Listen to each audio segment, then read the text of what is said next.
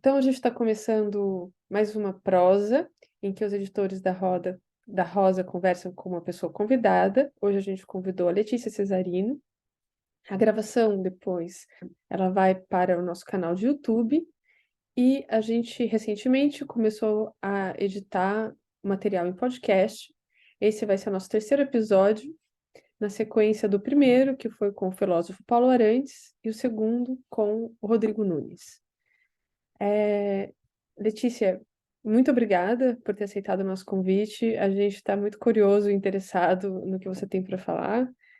Eu vou passar a palavra então para o Arthur, que faz uma breve apresentação sua, e a gente segue para as perguntas. Cada editor deve fazer uma pergunta, e a gente prevê mais ou menos 1h30 de conversa. E deve aparecer algumas perguntas também improvisadas no meio do caminho. Muito obrigada, então, Letícia. Arthur, te passo a palavra. Então, fazer a apresentação da Letícia. Letícia é professora do Departamento de Antropologia, Universidade Federal de Santa Catarina, mestre em Antropologia Social pela Universidade de Brasília e doutora em Antropologia na Universidade da Califórnia, Berkeley. Em seu livro O Mundo do Avesso, Verdade Política na Era Digital, lançado em 2022 pela editora Ubu, Letícia trata das estruturas sociais que estão por trás dos comportamentos em redes sociais e do próprio modo de funcionamento da internet. O livro nos ajuda a compreender fenômenos recentes e não tão recentes assim, e nos quais estamos direta ou indiretamente implicados. E aí eu passo já para a primeira pergunta que eu formulei aqui, que é a seguinte, Letícia. Eu fiquei muito impressionado com o livro, porque eu tenho lido muito sobre esses acontecimentos recentes, sobre extrema-direita, mas às vezes acho que a fundamentação teórica, a fundamentação metodológica desses estudos eu acho insatisfatória, eu acho que deixa um pouco a desejar. E a introdução do seu livro e todo o primeiro capítulo, né, todo aquele longo desenvolvimento teórico que você faz, eu achei muito produtivo, assim, dá uma sustentação muito forte para o restante do livro. E, e eu acho que tem um frescor, porque você não tem muito receio de cruzar linhas teóricas, né? Eu acho que a academia hoje tem muito isso, ou você é do grupo tal, ou do outro, ou do autor X, ou do autor Y, e você foi assim, enfileirando e costurando os autores mais diversos com muita naturalidade e de tendências que às vezes são quase vistas como opostas, né? Então aparece dialética, psicanálise, estruturalismo, antropologia, coisas muito, né, métodos e teorias assim muito distintas. E aí sobre isso eu elaborei aqui duas perguntas, né? A primeira, como você mesmo entende, eu coloquei a palavra bricolagem, eu não sei se é a melhor, porque bricolagem acho que dá uma impressão, às vezes, de ser uma coisa meio torta, assim, mas como é que você entende essa combinação de teorias que você fez? E eu achei interessante porque você justifica isso, em larga medida, fazendo referência ao próprio objeto, né? Se o objeto mudou tanto, como é que as teorias vão continuar recortadas, estáticas? Elas têm que acompanhar o objeto, né? Então, assim, como você entende essa reformulação teórica em função do seu objeto de pesquisa? E a segunda pergunta que eu tinha, eu percebi muito nesse começo do livro, principalmente, mas isso se estende ao longo, você reivindicando essa posição da ciência, né? De estabelecer novamente um diálogo com as ciências naturais, mas eu não sei se eu percebi errado, mas também de dizer que as humanidades podem ser, em algum grau, científicas, né? Você entende a palavra ciência, o conceito de ciência, talvez de uma forma modificada, mas como algo positivo, né? Num mundo que esse conceito já está meio degradado, tanto à direita quanto à esquerda, né? A ciência parece uma coisa do século XIX. Então, eu queria entender como você entende essa noção de ciência e a atitude política de reabilitar a ideia de ciência. É isso.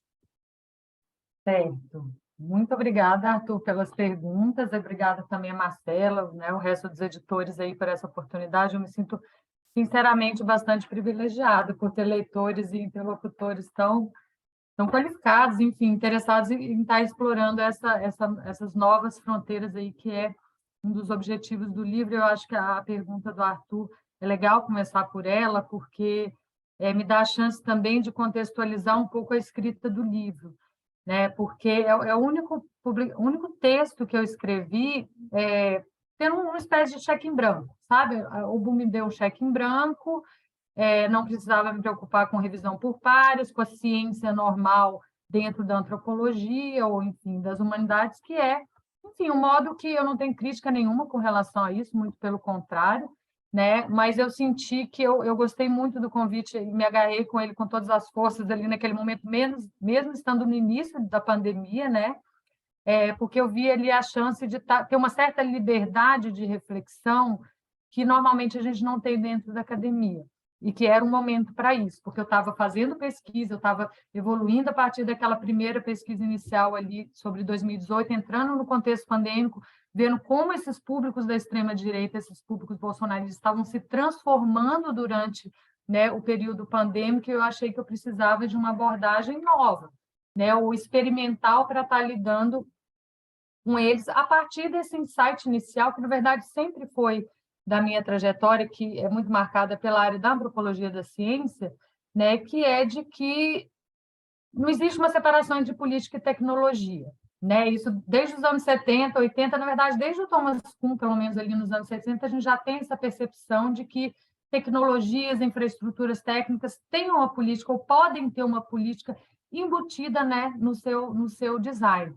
Então, o processo de escrita do livro, ele espelhou um pouco o próprio objeto do livro, na medida em que ele foi escrito num contexto liminar, né? Num contexto de pandemia, onde eu simplesmente não tinha, enfim, com família, filhos em casa, na escola, aquela loucura tudo, eu não tinha tempo de sentar e ler um texto como, né, a gente faz escrever na ciência normal acadêmica. Então, só para vocês terem uma ideia, assim, vários livros que eu cito ali, eu li em aplicativos de inteligência artificial, enquanto eu estava cozinhando, caminhando com os cachorros, né? E eu fui, ou seja, foi um processo de escrita não linear também, né? E tem um certo elemento ali dessa coisa muito da teoria da conspiração, obviamente não é a mesma coisa, mas essa questão da busca, né? Eu tenho uma intuição que eu preciso caminhar um certo terreno analítico que eu ainda não caminhei, mas eu não tenho certeza exatamente por onde que eu tenho que ir. Então, essas experimentações de ler textos, autores, livros de várias áreas diferentes, inclusive de fora das ciências humanas, foi parte dessa experimentação e dessa liberdade que eu não teria, por exemplo, no contexto de um artigo revisado por pares para uma revista acadêmica convencional. Mas eu tive uma certa segurança em fazer isso e pensar que no final daquele processo, ainda assim, eu sairia com um livro acadêmico, com um livro embasado na literatura, muito por conta do Gregory Bateson e da ecologia da mente, né? Eu não sei se isso está tão claro no livro, mas a ecologia da mente realmente ela é um paradigma alternativo, e eu leio Bateson, gente, desde a graduação, desde os anos 90, mas eu sinto que eu só captei realmente o que é a ecologia da mente no processo de escrita desse livro, porque ela é realmente um paradigma separado, e é um paradigma que, desde o início, não respeita nenhuma dessas fronteiras. Né? Sistemas são híbridos por definição. E dá uma certa liberdade quando a gente parte disso, a gente não quer chegar nisso, a gente já está partindo disso. Então, a gente pode explorar essas novas fronteiras aonde... Então, se a gente está falando de dinâmica de sistemas aqui, e é claro que o meu objeto, que são públicos digitalmente mediados, ou seja, mediados por tecnologias cibernéticas, né, também me dá uma certa ancoragem, né, ou uma certa certeza de que, uma confiança de que a ecologia da mente era o caminho a seguir, ou a me orientar, era um farol seguro, porque ela também foi construída a partir do movimento original da cibernética ali nos anos 40, ou seja, né, o objeto da pesquisa e a perspectiva analítica, elas têm uma genealogia histórica comum, né, ou seja, essas tecnologias cibernéticas e a própria ecologia da mente. E eu acho que funcionou super bem, no fim das contas, na medida em que me deu essa liberdade maior de estar fazendo essas experimentações aí que você notou, Arthur, de estar cruzando diferentes fronteiras disciplinares. Aí, com relação à questão da ciência, eu acho muito importante, foi uma decisão que eu tomei assim logo no início, de colocar o livro dentro de um enquadro científico, embora não seja uma ciência convencional, né? Eu falo em algum momento do livro ali, né, que em praticamente todas as áreas acadêmicas, ciências humanas, biológicas, exatas, física, matemática, a gente tem abordagens que costumam ser periféricas, costumam ser marginais, que trabalham abordagens de sistemas, né? Claro que é mais forte em áreas como a física, como a ecologia, mas em todas as áreas existem, inclusive nas ciências humanas. Então, a gente já tem essa, né, a gente já tem, como se a gente já tivesse um repertório, digamos assim, disponível, né, na literatura, e que a ecologia da mente ela permite a gente estar transitando entre esses campos científicos, mas não qualquer nicho dentro das disciplinas, os nichos de ciências de sistemas. Então, todas essas abordagens que você citou aí, ciência do caos, fractal, psicanálise, dialética, né, elas são estruturalismo, pós-estruturalismo, semiótica, são ciências de sistemas. Então, na minha cabeça, pensando junto com o Bateson, elas já estão no mesmo paradigma, né? Embora elas nem sempre sejam entrelaçadas em estudos de base empírica, como que é o que eu tentei fazer ali, uma coisa realmente que não é muito comum, né? E aí a questão política foi no sentido, sim, de demarcar que existe uma posição científica que não é a posição reducionista, que não é a posição positivista. Existe uma ciência que transita entre, eu falo ali no livro também, né, a posição romântica e a posição positivista, que sempre foi a posição do Bateson. Na verdade, sempre foi a posição do pai do Bateson, que é o William Bateson, que inclusive cunhou o termo genética, foi um dos responsáveis pela síntese moderna na biologia, né? Ou seja, esse repertório, essa trajetória já existe e eu me coloquei assim muito dentro dela, principalmente pelo que a gente vê hoje, aí eu já caminhando para o final da resposta, uma certa liberdade que, muito por conta da internet, mas não apenas, de influenciadores, intelectuais, autodeclarados jornalistas, estarem evocando a ciência para estar falando o que é natural, o que é espontâneo, por exemplo, no fenômeno humano. A questão da família, a questão do livre mercado, né, essas linhas anarcocapitalistas aí que a gente vê ressoando muito junto à extrema-direita hoje. E a gente, na antropologia, a gente tem uma coisa que a gente aprende, é que isso não existe. Não existe nada que é dado, que é espontâneo, que é natural do fenômeno humano. O que não significa que não possa haver causalidades, entre aspas, biológicas, em jogo, cognitivas, em muitos desses fenômenos. Você não pode cravar, né, que existe um fundamento autêntico, né, pré-histórico, né, ou ahistórico para qualquer fenômeno que seja, né? Então, ou seja, a alternativa a essas ciências não é um construtivismo, não é um interpretativismo na minha cabeça. A alternativa à ciência reducionista é outro tipo de ciência, que é a ciência não reducionista, ciências de sistemas, que, se a gente for pensar, já estão na origem da antropologia, né? Alguém como Franz Boas, né? Alguém como Marcel Mauss, aquela primeira geração pós-evolucionista, no final do século XIX, ela já é não reducionista. A antropologia de 4 campos, ela já vem de uma visão não determinista sobre a cultura, sobre o fenômeno humano, né? Por isso que a ideia ali também é resgatar, via Bateson, que já é um autor mais moderno, né? Já é um autor do pós-guerra, essa antropologia de 4 campos, que ao longo do século XX, como aconteceu com outras disciplinas, ela tendeu a se fragmentar, né? Os 4 campos ali se fragmentaram e a antropologia acabou virando uma ciência social, né? No Brasil, certamente, é só o campo sociocultural, ou seja, elementos técnicos, elementos biológicos e elementos linguísticos, né? São amenizados, são atenuados na análise antropológica norma, né? Enfim, na maioria da análise antropológica, digamos assim, que é feita hoje. Então, eu quis mostrar também ali a força do que seria uma antropologia científica, mas não científica no sentido determinista, no sentido dos paradigmas de ciências da não linearidade, ciências não determinísticas, ciências de sistemas. Eu vou passar para o Justin. Eu queria só fazer um comentário rápido sobre a resposta da Letícia.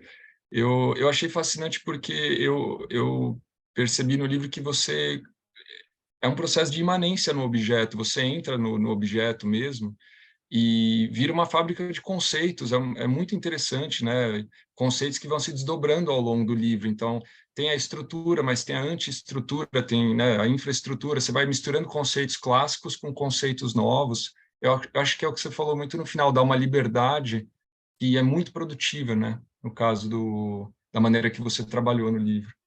Passo então para o Justin a palavra. Posso só fazer Desculpa, um Letícia. comentário rápido com relação a isso, que eu acho que é importante, que é algo que o Bateson traz também. Para o Bateson, não existe essa fragmentação. A realidade é uma só, né? Ele tem essa convicção holística muito forte.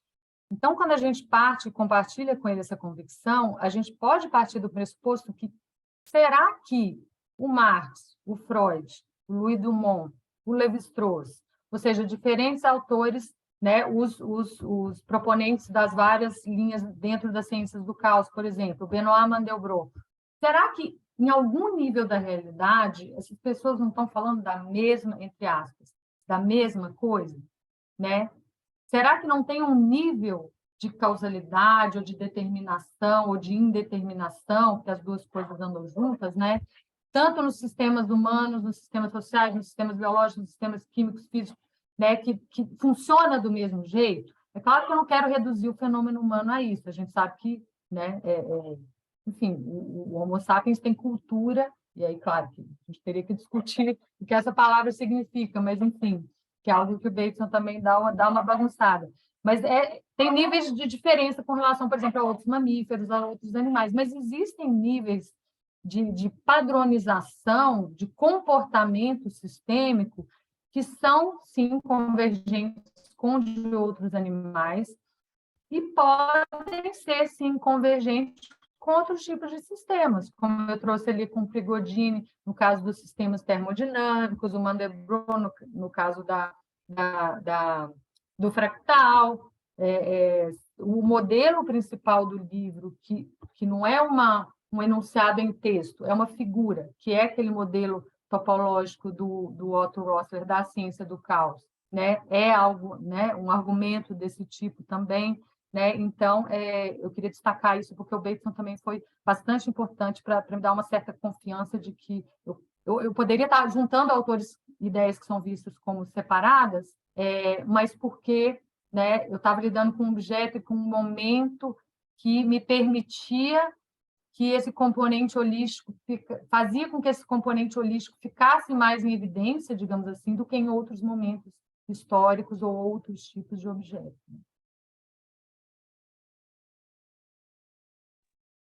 Okay. Letícia, muito obrigado por falar conosco sobre seu livro e seu trabalho. E é uma coincidência divertida a conexão de Berkeley. Muito legal. Por dos meus field statements, coisa horrível, esses ensaios grandes que precisamos escrever para qualificar, eu escrevi sobre abordagens antropológicas de sistemas e infraestruturas. E uma coisa que eu realmente agradeço no seu livro é seu resumo que você fornece sobre sistemas no primeiro capítulo, porque é um dos exemplos mais claros e acessíveis que eu posso pensar. No início do livro, você diz que, estou citando aqui, o espírito desse livro, é ser compreensível para qualquer leitora dotada de interesse, intuição e abertura a uma mirada diferente sobre os processos sociais. Penso que tal espírito é realmente integral nas ciências sociais e humanas, mas é também uma coisa bastante complexa. Estou pensando nas ideias de Edouard Glissant, especificamente aquela sobre partilhagem em relação aos sistemas. Na poética da relação, traduzida por nossa Marcela, ela escreve: se nós examinarmos o processo da compreensão dos seres e das ideias na perspectiva do pensamento ocidental, encontrarmos no seu princípio a exigência desta transferência. Para poder compreender-te e, então, aceitar-te, preciso levar tua densidade à escala ideal que me fornece elementos para comparações e talvez para julgamentos. Eu preciso reduzir. Falou um pouco sobre esse assunto de redução e a ideia de uma ciência que transita entre posições, mas numa outra valência, no processo de escrever esse livro, como você navegou na tensão entre, por um lado, compreensibilidade e acessibilidade para qualquer leitora, e, por outro, as opacidades e instabilidades implícitas em sistemas que talvez não sejam, ou mesmo não deveriam ser, prontamente compreensíveis? Certo, pergunta difícil, né, Justin? O livro, ele foi publicado ele seria desde o início, né? Era para ser publicado na coleção Exit da UBU. A coleção Exit é uma coleção de intervenção, né, em questões conjunturais, contemporâneas, etc. Então, eu já sabia que eu não poderia escrever um livro exclusivamente acadêmico, e eu nem queria, porque eu estava fazendo pesquisa e eu estava começando esse projeto com o pessoal da Federal da Bahia, que é um projeto aplicado, né, esse projeto de métodos mistos sobre Telegram, né, com muita interação com a imprensa, com o judiciário, com ONGs, a questão da regulação da desinformação. Então, é uma pesquisa que começou acadêmica em 2018 e ela foi ficando realmente cada vez mais aplicada, tanto em termos políticos, digamos assim, como em termos técnicos também. Então, eu queria falar para esse amplo segmento de públicos, né? Desde um público, né, mais parecido comigo, digamos assim, alguém que leu Lévi-Strauss, alguém que leu Marx, alguém que leu Prigogine, né? Até alguém que nunca leu nenhum desses, mas que poderia se aproveitar, pelo menos, claro, né? O livro é dividido claramente entre duas partes. A segunda parte ela é mais de análise de conjuntura, então eu supus que os dois capítulos, né? Um sobre populismo, um sobre ciências alternativas e teorias da conspiração, poderia ser mais compreendido, digamos assim, por um público não acadêmico, enquanto o público acadêmico tenderia a, né, digamos assim, aproveitar mais a primeira parte, com os dois capítulos, um sobre o paradigma de sistemas e um sobre as plataformas, né? Aí, o que eu fiz foi contar muito, por um lado, com a intuição do leitor mesmo, sabe? Porque foi o meu processo de escrita, ele foi muito movido por uma busca, né? Uma confiança de que eu chegaria em algum lugar. Aquele primeiro capítulo, ele não foi planejado. Os autores que eu tinha eram o Kuhn, o Bateson, os antropólogos, mais o Kuhn. E Prigogine, ciência do caos, tudo aquilo veio depois, veio durante o processo de escrita e pensando a teoria junto com os dados dos públicos cibernéticos com os quais eu estava trabalhando. Então, por exemplo, o Prigogine ele foi agenciado ali para estar pensando uma lacuna grande no esquema do Kuhn, que é, ok, o Kuhn pensa muito bem a passagem da ciência normal para a crise e a troca de paradigma. Mas qual é a lógica da troca de paradigma? Né? Como que uma comunidade científica que está fragmentada, né? Como que ela eventualmente se reúne novamente em torno de um coletivo? Como que uma nova Gestalt, digamos assim, se fecha? O Kuhn não tem uma resposta satisfatória para isso. Então, a intuição foi me levando, né, para essas ciências não humanas, digamos assim, né, como principalmente as ciências do caos.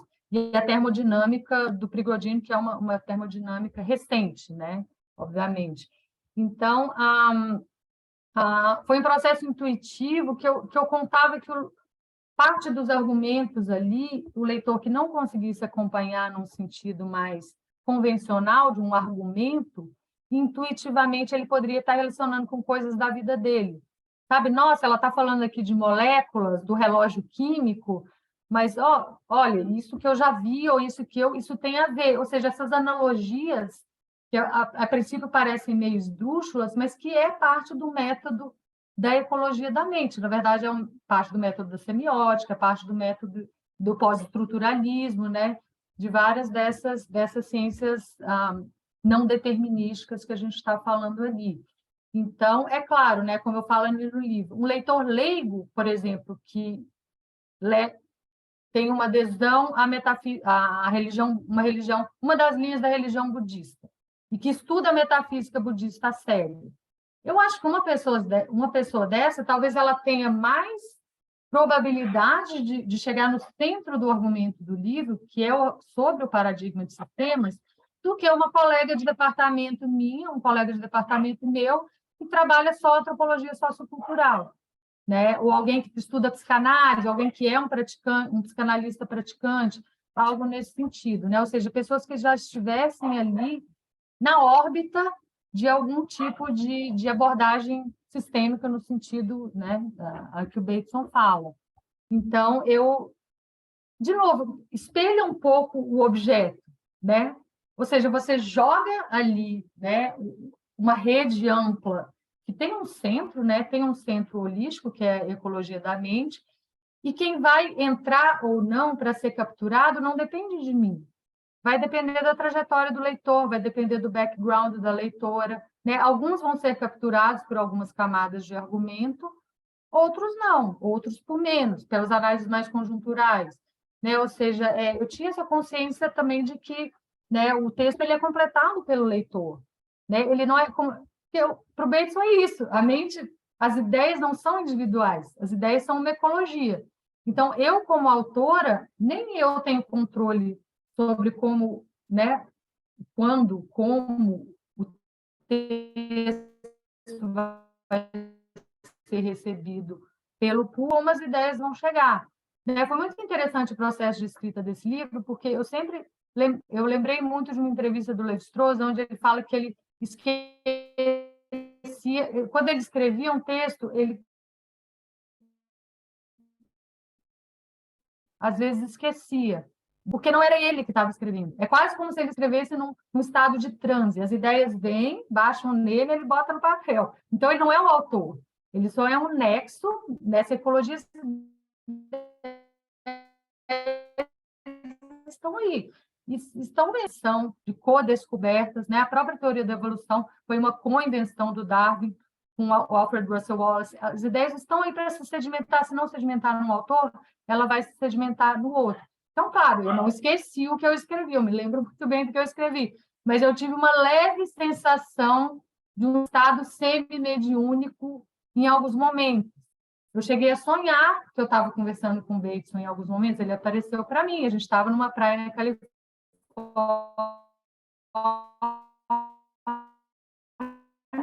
e eu perguntei para ele, você falou que são dinâmicas opostas, mas eu estou vendo as duas nos meus dados, como é que é? E aí a gente chega, né, a ideia vem de que é um híbrido.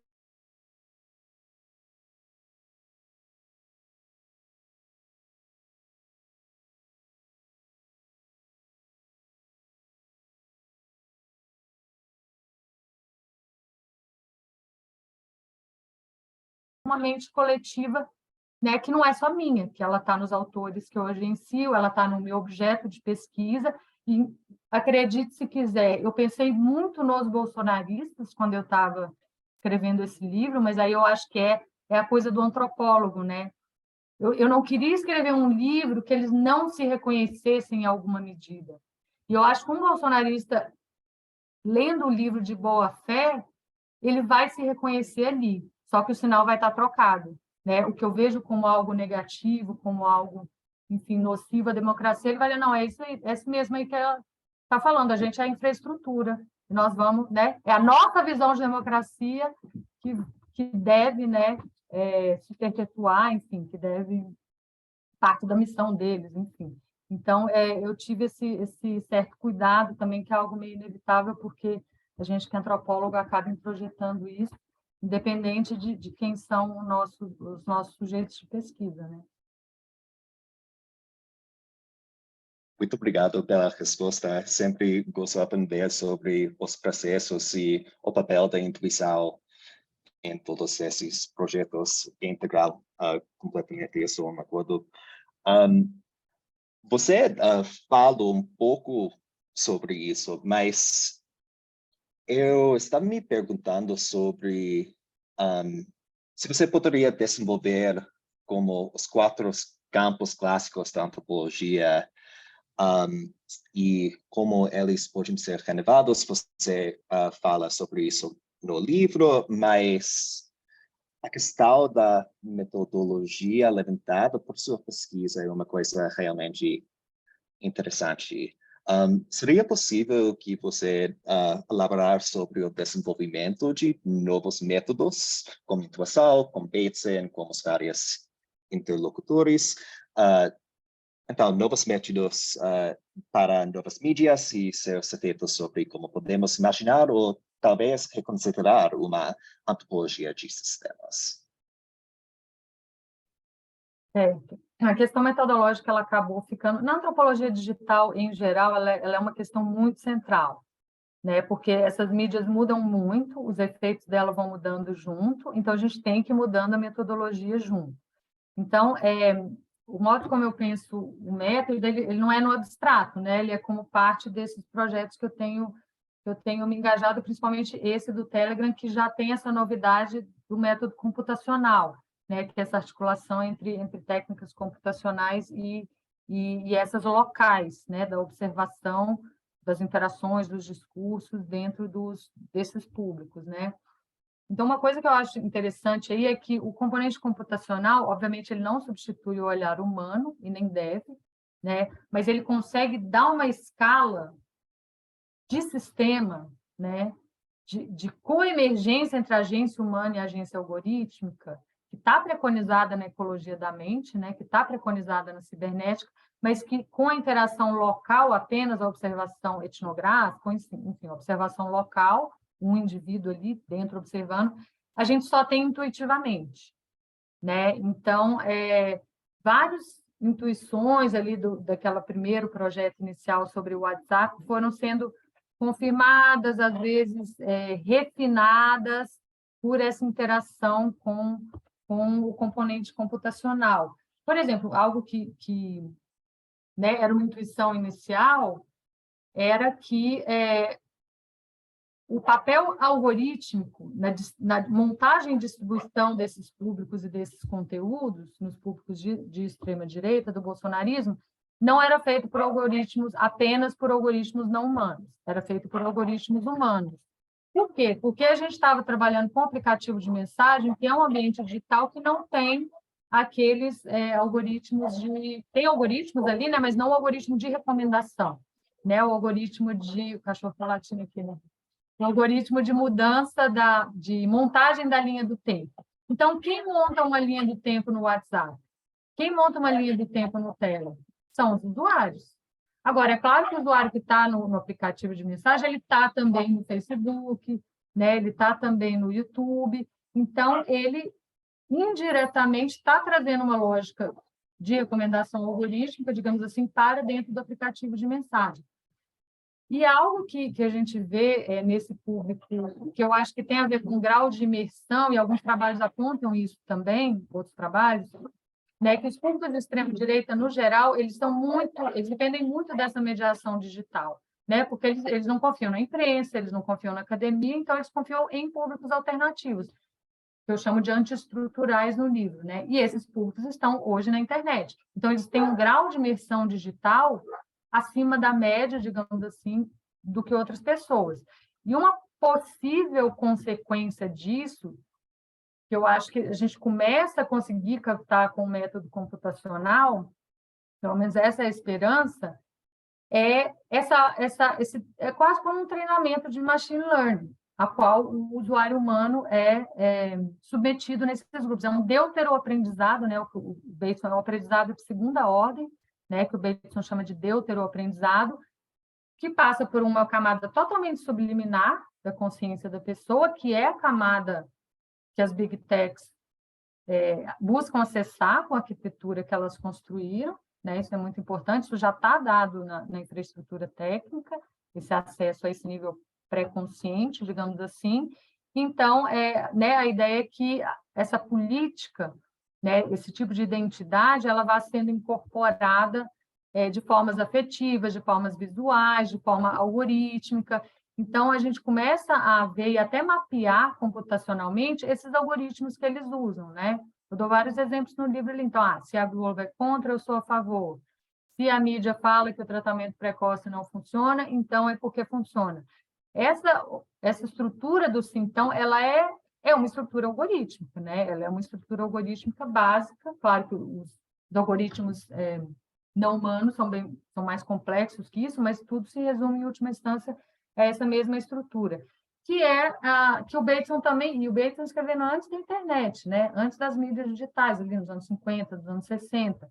Ele fala que né, na camada comportamental, cognitiva, próxima ao que ele chama de processos primários, que é aquela que a gente compartilha com outros mamíferos, em alguma medida, o que comanda, digamos assim, são algoritmos desse tipo, que ele chama de algoritmos do coração, que são diferentes dos algoritmos, do modo, da lógica de conhecer o mundo, digamos assim, em momentos mais lineares, né? Em momentos onde o humano pode ter uma reflexão consciente mais apurada, né? Ele não está naquele ambiente de ameaça, naquele ambiente de temporalidade, de crise permanente, que é o estado mental, digamos assim, no qual as plataformas são feitas para nos deixarem em geral, e no público de extrema-direita é muito pior, porque além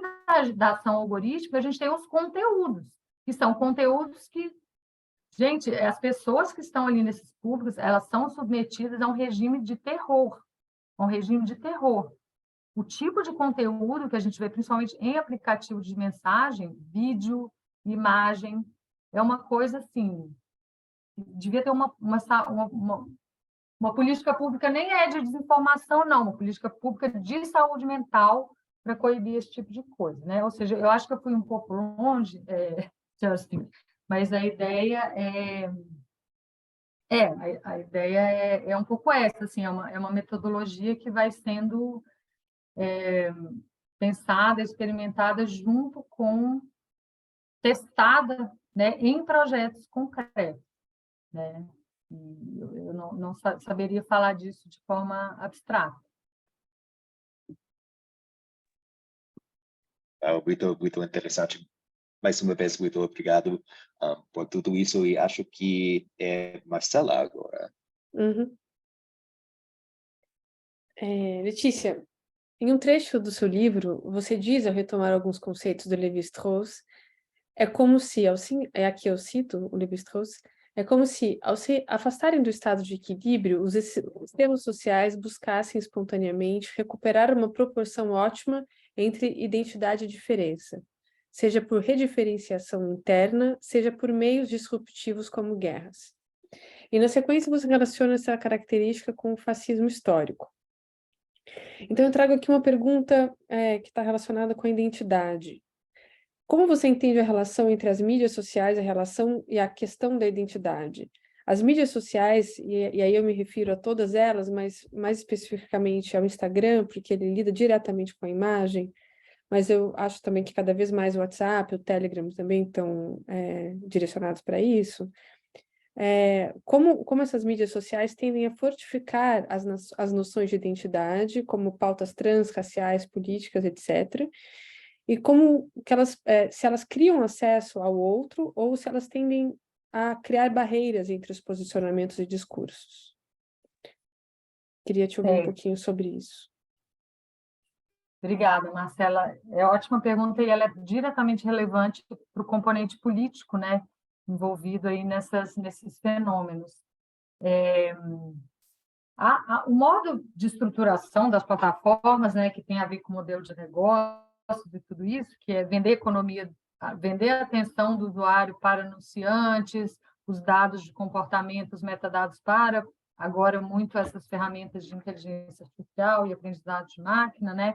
Ou seja, onde o usuário ele não é o agente, né? Ele é o ambiente para a ação dos sistemas algorítmicos, como eu coloco ali no livro, embora na sua experiência de interface de usuário ele tenda a se ver como sendo um indivíduo autônomo, livre, etc., mas é porque ele está vendo só metade, digamos assim, né, daquela ecologia, e não a ecologia inteira, ou o mais importante naquela ecologia, digamos assim.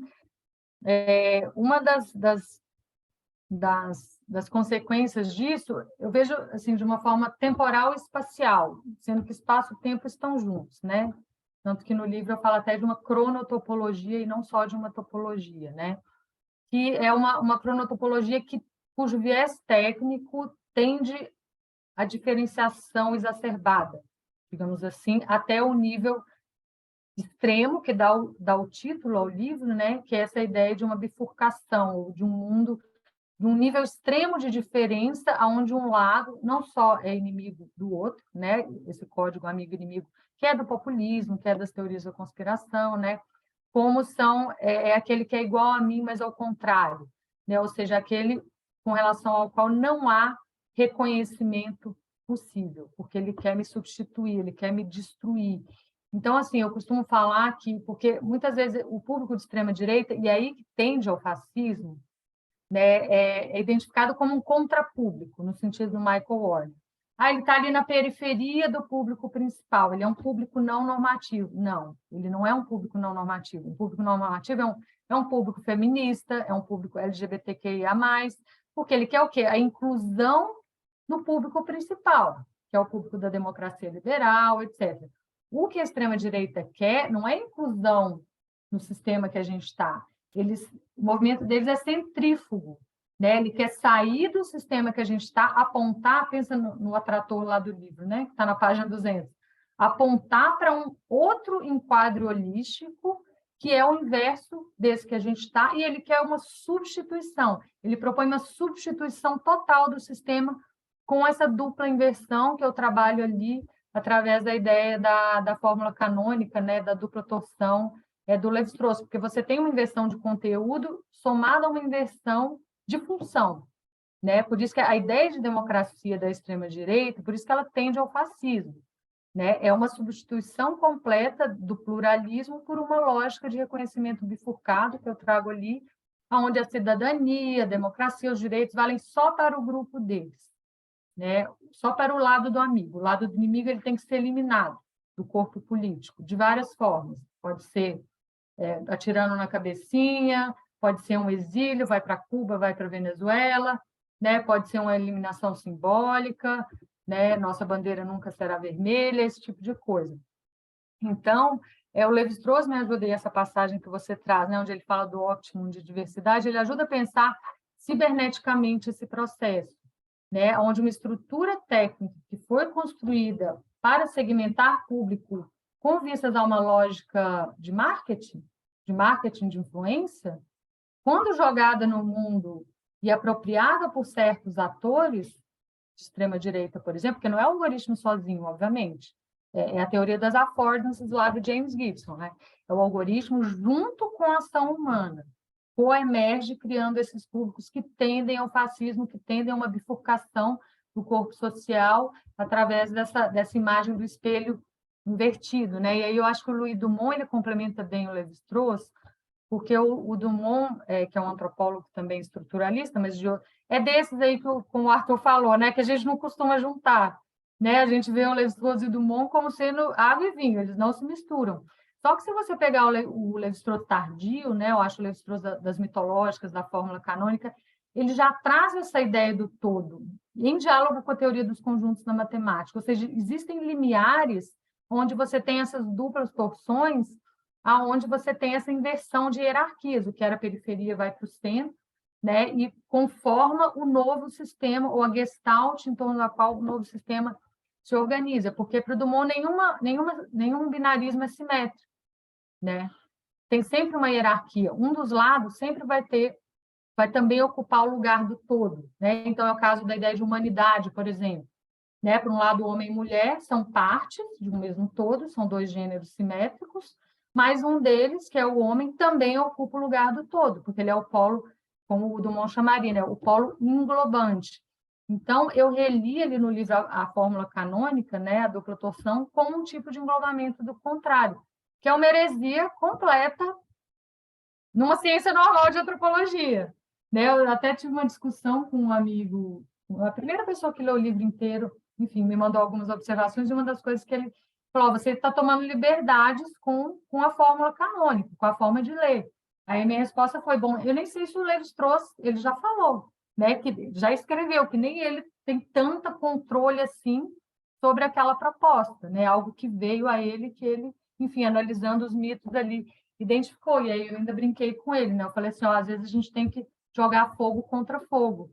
Então, o livro ele tem um leve toque de psicodelia, digamos assim, né, que vem dessas liberdades analíticas, que eu acho que também espelha um pouco o modo como os públicos da extrema-direita, as teorias da conspiração, elas funcionam também, né? E aí, para complementar, finalizar a questão do fascismo, a gente pode estar fazendo uma leitura cibernética do fascismo, né, a partir da ecologia da mente. Eu pensei muito nisso quando eu estava tentando caracterizar a extrema-direita ali no livro, né? Ele é aquele caso extremo de uma vontade de unidade da experiência do corpo individual com o corpo social, com o território, né? Essa pureza que perpassa. A ideia do fascismo é isso, o feixe, né? Onde tudo se encontra, essa unidade que a gente vê muito nesses públicos, essa vontade de unidade, de pureza, e por isso que ela é fascista, no seu espírito, embora não necessariamente ela vá se desenrolar enquanto tal, espero que não, né? No offline. É esse caso extremo de um movimento mesmo de virado ao avesso, porque, né, a margem vai ocupar o centro e você vai excluir aquele diferente, aquele, né, que você vê como uma ameaça existencial a você.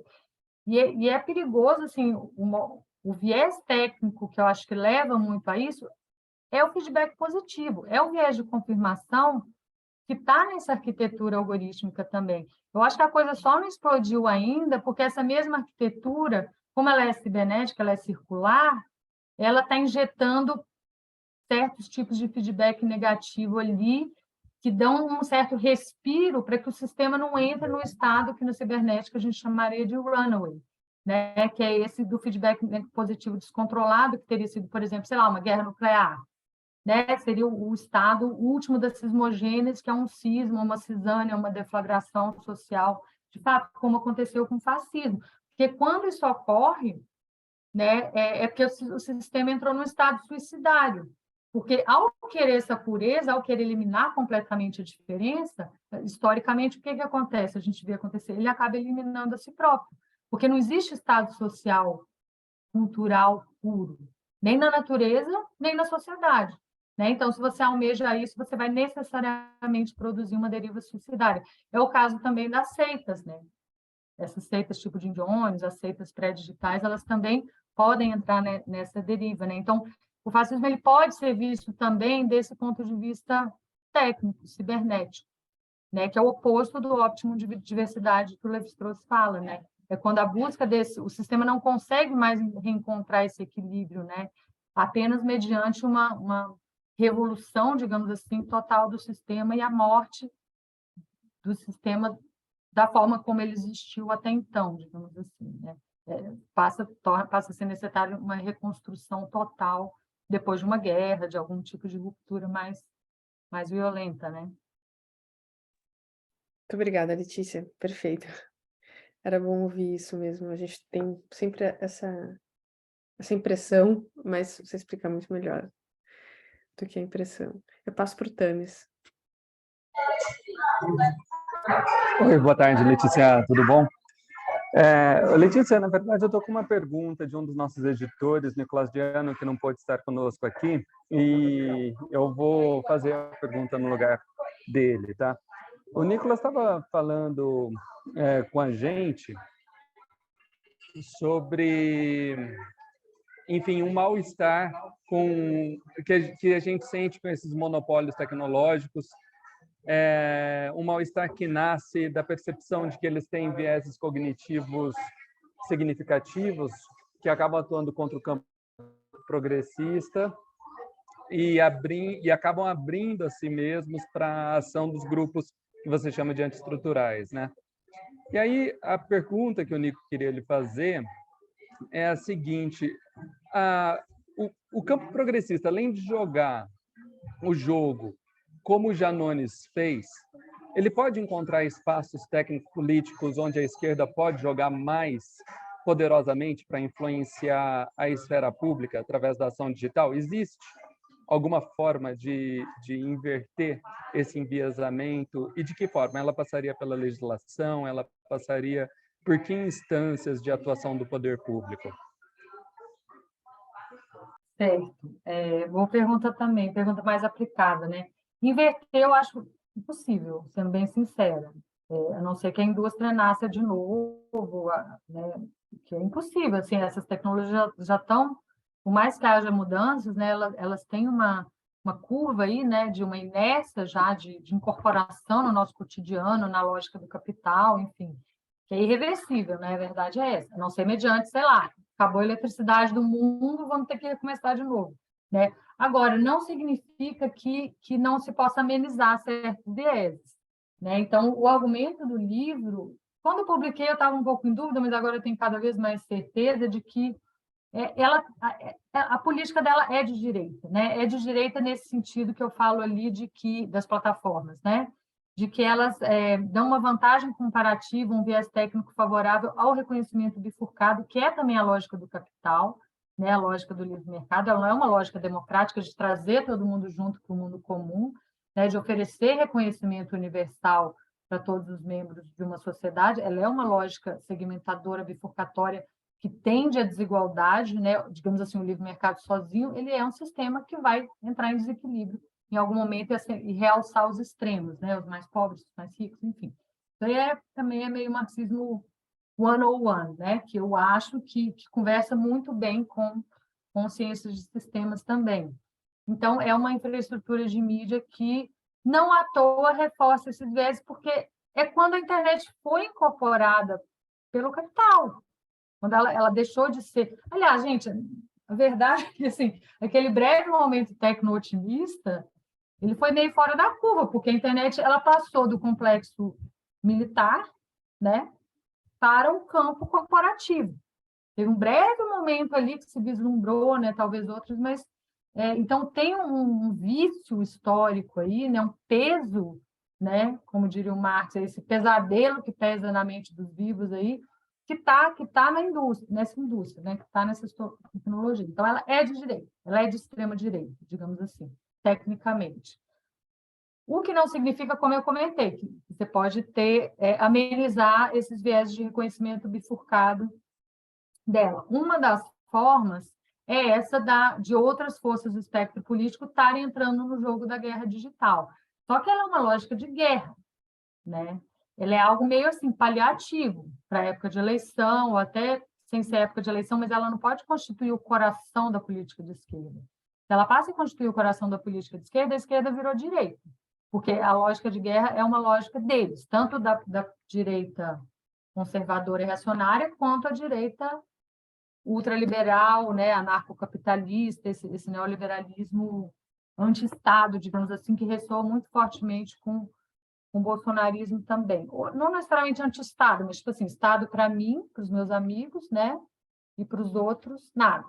Né, que foi a lógica do bolsonarismo aí, quando esteve no governo, e ainda está aqui, por exemplo, em Santa Catarina, em outros lugares, né? Então, tem isso. Uma outra frente regulatória é importante, porque é pelo viés da regulação da desinformação, e eu acho que não só da desinformação, mas de outros setores, como a questão da saúde, como eu comentei, eu acho que a questão da saúde mental é muito pouco aproveitada nesses debates, porque ela é uma pauta que é apolítica, digamos assim, né? Todo mundo sofre com isso, e como os vieses técnicos são os mesmos, de novo, a questão do componente holístico, né? Se você atacar por vias regulatórias a questão de como os vieses técnicos das plataformas prejudicam a saúde mental, você também estará resolvendo o problema político, o problema da desinformação, porque são os mesmos viés. Então, acho que é uma via regulatória que nem começou a ser tocada aqui no Brasil, que eu acho importante.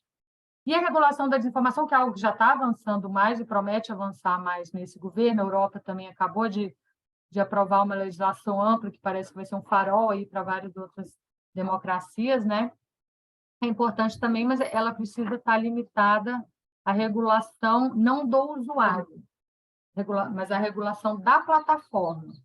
Isso é muito importante. Eu estou até escrevendo uma coluna agora sobre isso, porque qualquer coisa que regule o usuário diretamente, primeiro, vai ter pouca efetividade, porque o problema não está no comportamento do usuário, o problema está no ambiente, né, na infraestrutura técnica, e vai ser politicamente ilegítimo, vai ser automaticamente visto como censura, e a gente já viu várias iniciativas aí nos Estados Unidos, por exemplo, sendo morta ao nascer, porque começaram a, né, a extrema-direita começou, Ministério da Verdade, são os árbitros da verdade, etc., como já começou a acontecer aqui no Brasil com relação a essa procuradoria da AGU que o governo Lula está tentando criar. O MBL já está tagando ali, rotulando de Ministério da Verdade, etc., quando não se trata disso.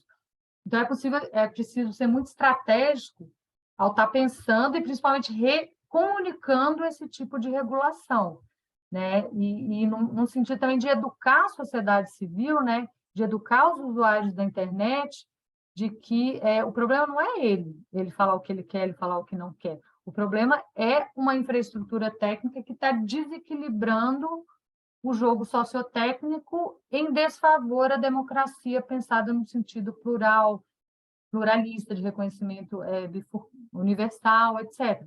É claro que, assim, quem adere à extrema-direita o faz também por convicções, muitas vezes, né, boa parte por convicções pessoais, que acho que tem que ser assim mesmo. Né? O reconhecimento bifurcado, como Levi-Strauss falaria, né? É o natural, digamos assim, do senso comum, né?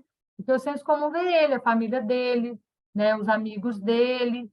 Então, se você tem uma infraestrutura técnica que reforça um viés que já é do humano, digamos assim, você está desequilibrando completamente, né, o jogo sociotécnico. Então, a democracia liberal ela tem elementos institucionais, por exemplo, e até de produção de disposições dos cidadãos, a questão da impessoalidade, por exemplo, que eram vieses de reconhecimento universal, né, que contrabalançava essa tendência etnocêntrica do humano, aí para usar o termo do Levi-Strauss, o centro do mundo sou eu, meu grupo, minha visão de mundo, etc.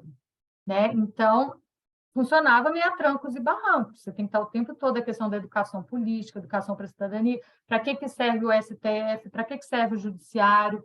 Né? Algo muito comum que a gente vê nesses públicos bolsonaristas, por exemplo, quantos votos teve o Alexandre de Moraes?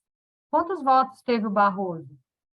As pessoas não sabem, estou falando que elas são burras, elas não sabem que a lógica do judiciário é justamente não ser votado, né? É por isso que ela é um contraponto aos outros dois poderes, e por isso que ela é tão central, não só no Brasil hoje, né? Mas em outros países, na medida em que esses desequilíbrios começam a aparecer, porque ele realmente é a última, digamos assim, né?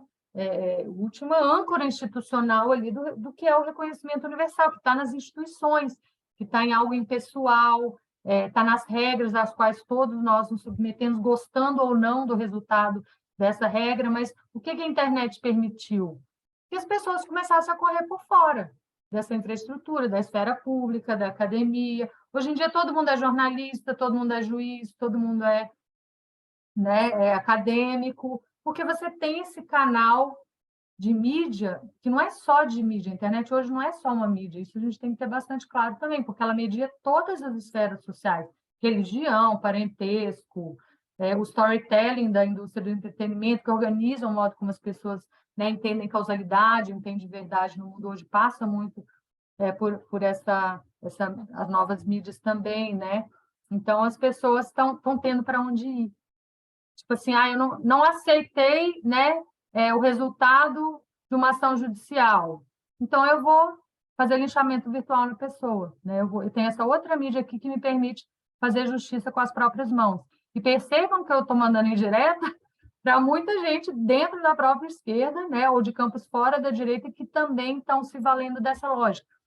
Então, assim, não é que isso eventualmente não possa acontecer, correr por fora, tentar mudar as coisas, né? Mostrar o que a grande mídia esconde. Eu acho que sim, mas isso tem que ser marginal, a verdade é essa. Isso tem que ser periférico ao sistema como um todo.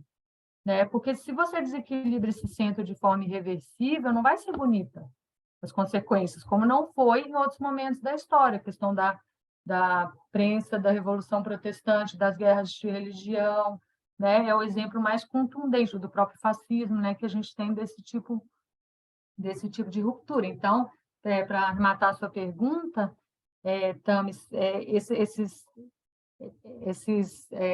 essas ações de mitigação, digamos assim, elas são importantes porque elas ajudam o sistema a não entrar em runaway, né, no fim das contas, a se manter num certo equilíbrio. Acho que eu falo isso no livro, né, e dar um certo tempo, dar um certo fôlego. A questão da temporalidade é muito importante, né, para que o próprio sistema, aí chamando o Levi-Strauss, né, com a ideia do óptimo de diversidade, para que o próprio sistema se reequilibre, o próprio sistema se reorganize em outras bases, né? Eu penso muito no Marx, né? A gente faz história não dentro das condições que a gente escolhe.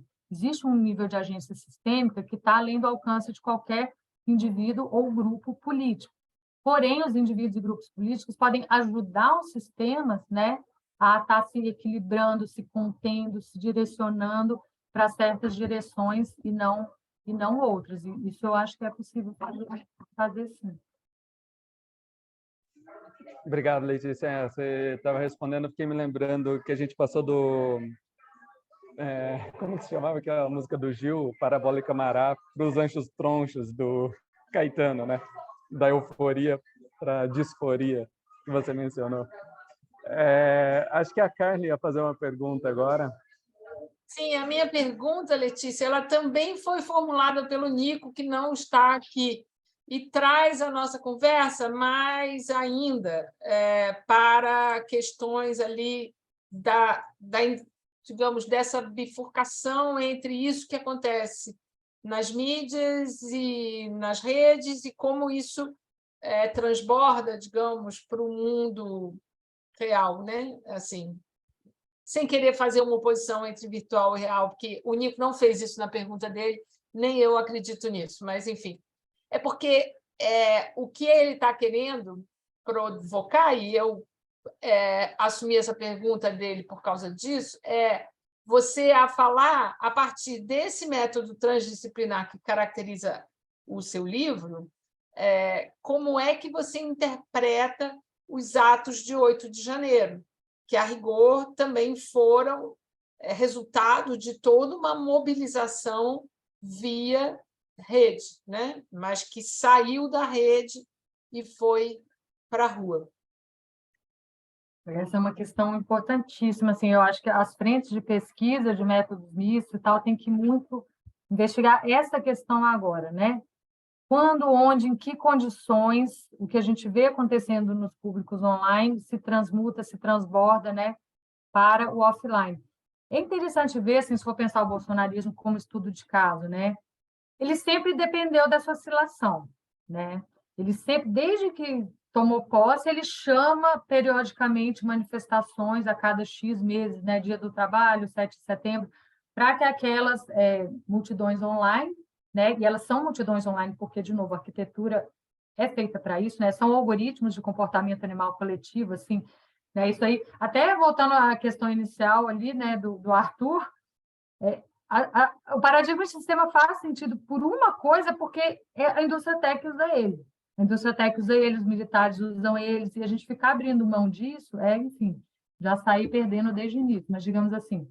Então, tem essa retroalimentação muito forte no caso do bolsonarismo. Ele consegue fazer essa oscilação entre multidões online e multidões offline, e aí, né, claro, quando tem a manifestação ali, com um monte de gente, às vezes tem vídeo fake, mas às vezes não, eles pegam aquelas imagens, aquelas fotos, todo mundo com a blusa do Brasil, joga de novo para o online, e aquilo vai se retroalimentando a tal ponto que hoje as pessoas que veem o mundo através desses ecossistemas, que, lembremos, são ecossistemas separados desse que a gente está, e tem essa relação de espelho invertido, né, de ser esse mundo do avesso, e é impressionante, outra coisa que a gente vê no computacional. Se sai um evento, uma interpretação, uma narrativa X na mídia convencional, é um algoritmo, não precisava nem ter gente ali, porque é exatamente o oposto. Eles mostram o oposto e o outro lado, né? Enfim, eu estou até querendo escrever mais um pouco sobre isso, porque lembra o modo como o Bateson define a ideia de camuflagem, né? Em termos da teoria da informação, mas enfim. Então, o bolsonarismo consegue, né? Agora, permanece uma questão em aberto, e acho que o 8 de janeiro desafia muito a gente nesse sentido, e a gente até se sente um pouco culpado, a gente do projeto Telegram, de como que a gente não viu que dessa vez a coisa ia sair mesmo. Porque esse tipo de ameaça sempre existiu, esse é que é o problema. né? Sempre se falou em fazer acontecer, em partir para ação direta, em matar fulano, matar ciclano, fazer a maior manifestação do mundo, que seja. Desde 2019 isso, não foi nem na pandemia, não. Agora, quando, né? Quais são as condições, os fatores extras que fizeram com que aquilo efetivamente resvalasse para online com ação direta? Porque até agora a gente tinha essas manifestações, 7 de setembro, motociata, mas a ação direta violenta realmente foi uma novidade, né? E aí eu acho que começa a entrar fatores que estão fora, né, desse que a gente monitora, que a gente estuda, que são essas tendências que são próprias do ambiente online. Então, a questão dos financiamentos, né? Como é que você juntou em 2 dias aquele tanto de gente no QG de Brasília, né? Não foi né, financiamento orgânico, espontâneo de Pix, igual a gente vê ali, né? Ou seja, aquilo estava sendo tramado em camadas que nós pesquisadores não conseguimos acessar, né? E aí acho que já vira uma coisa mais de inteligência jurídica, criminal, do que de inteligência acadêmica propriamente dita, até por questões éticas, né? Aí a questão da possível complacência de forças de segurança bolsonaristas no Distrito Federal começa a entrar todos esses fatores. Agora, ainda assim, eu acho que tem um elemento de que a coisa foi sendo adiada, né? Desde que a eleição tivemos o resultado, até antes, né? Mas na eleição se viu que ele realmente perdeu, aquela reviravolta que eles esperam, que no caso do americano do QAnon seria esse awakening, né? Onde finalmente a conspiração da fraude ia ser revelada, um tribunal militar ia prender todo mundo, eles estavam esperando isso. Passou uma semana, 2, 1 mês, 2 meses, eles foram adiando, e a gente fazendo piada deles, né? Dos adiamentos. Foram pedir ajuda para ET, a coisa foi só subindo para o nível mais abstrato. Bolsonaro sumiu de cena, né? Ficou Forças Armadas. Você vê que a coisa vinha não crescendo, né?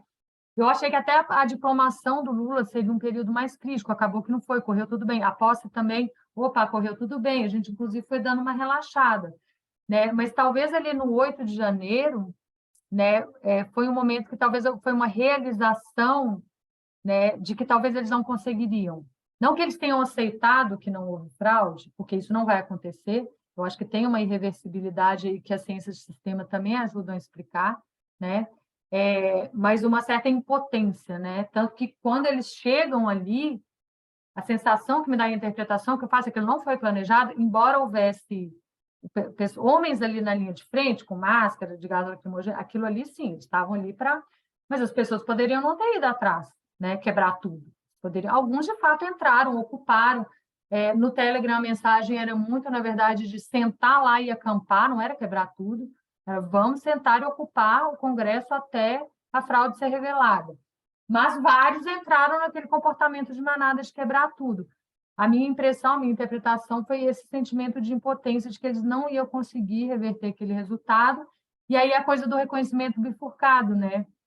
Aquela falta de noção da coisa pública, da coisa compartilhada. Esses prédios aqui que representam a democracia pluralista liberal, se eles não podem ser nossos, ele não vai ser de ninguém. Nós vamos quebrar tudo. E eles foram lá e quebraram tudo.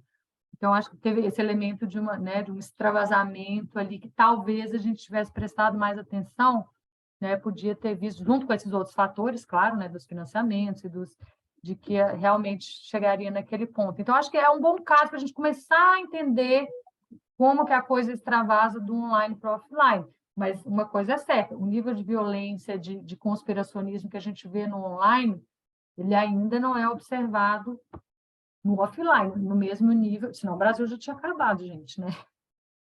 Ainda não foi observado no mesmo nível, a transposição não é automática, não é, mas é algo para a gente estar observando, estudando melhor. É muito interessante na sua resposta a gente pensar que o Bolsonaro fez durante os 4 anos de governo foi aportar recursos públicos e privados, eventualmente, nas mobilizações offline que impulsionavam o online, né? Que, afinal de contas, o governo dele se resumiu a isso, né? A fazer os grandes eventos offline que retroalimentavam as redes online, né? E que, de certa forma, essa espera, né, E esse silêncio dele, que ele desapareceu, e esse tempo de espera, permite entender o 8 de janeiro como uma espécie de explosão, né? Não tem mais o que esperar, né? Enfim, muito obrigada pela sua resposta. Eu tinha uma pergunta na sequência, mas eu acho que já foi respondida. Eu vejo que o Marcelo levantou a mão, eu passo para ele. Uhum. Bom, obrigado. Tudo isso é super interessante e eu fiquei curioso, né, porque eu realmente estou super apertado aqui, eu não li o livro, nada. Você falasse um pouco mais sobre a questão da deriva, que se chama de deriva suicidária, porque eu fiquei pensando no 8 de janeiro e tal. Você tratou esse conceito como uma ameaça, digamos, para a sociedade inteira, que daí entra realmente em colapso, ou todo mundo fica louco e entra numa guerra maluca, uma coisa assim. Mas também haveria, digamos assim, poderia haver essa deriva suicidária à medida que, no primeiro caso, seria uma explosão, no segundo caso, seria uma espécie de implosão. Tipo assim, o grupo do Jim Jones vai radicalizando tanto que ele já, de fato, ele não consegue mais se relacionar com a realidade.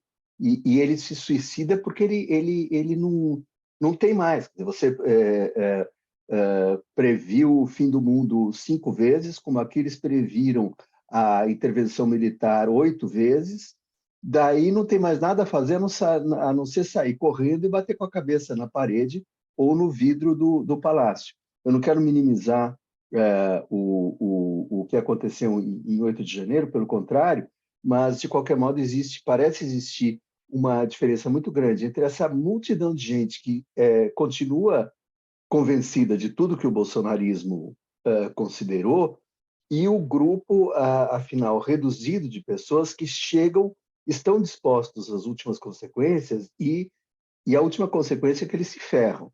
Então, quer dizer, tem uma espécie de suicídio da minoria, da ultraminoria, do ultra-radical, e esse suicídio, digamos, esse colapso geral da sociedade inteira.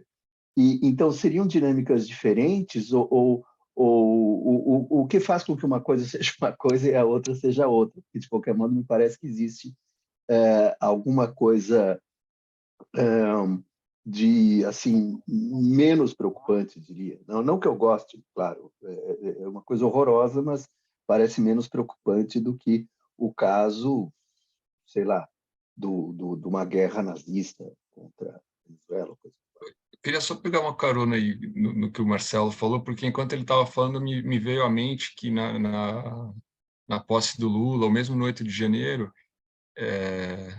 ou mesmo quando o Lula veio aqui na Paulista, né, quando teve o segundo turno, né, a vitória nas eleições, eu a todo momento pensei que esse suicídio podia ser algo literal, de haver uma espécie de homem-bomba, um terrorismo. O cara se joga ali perto do Lula e mata o Lula, por exemplo, alguma coisa dessa natureza, né? Alguém do PT.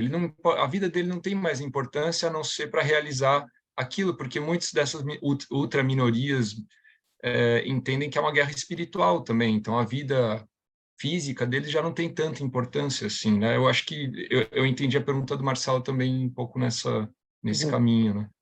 E eu pensei também na famosa depressão do Bolsonaro, porque ele também se sentiu traído.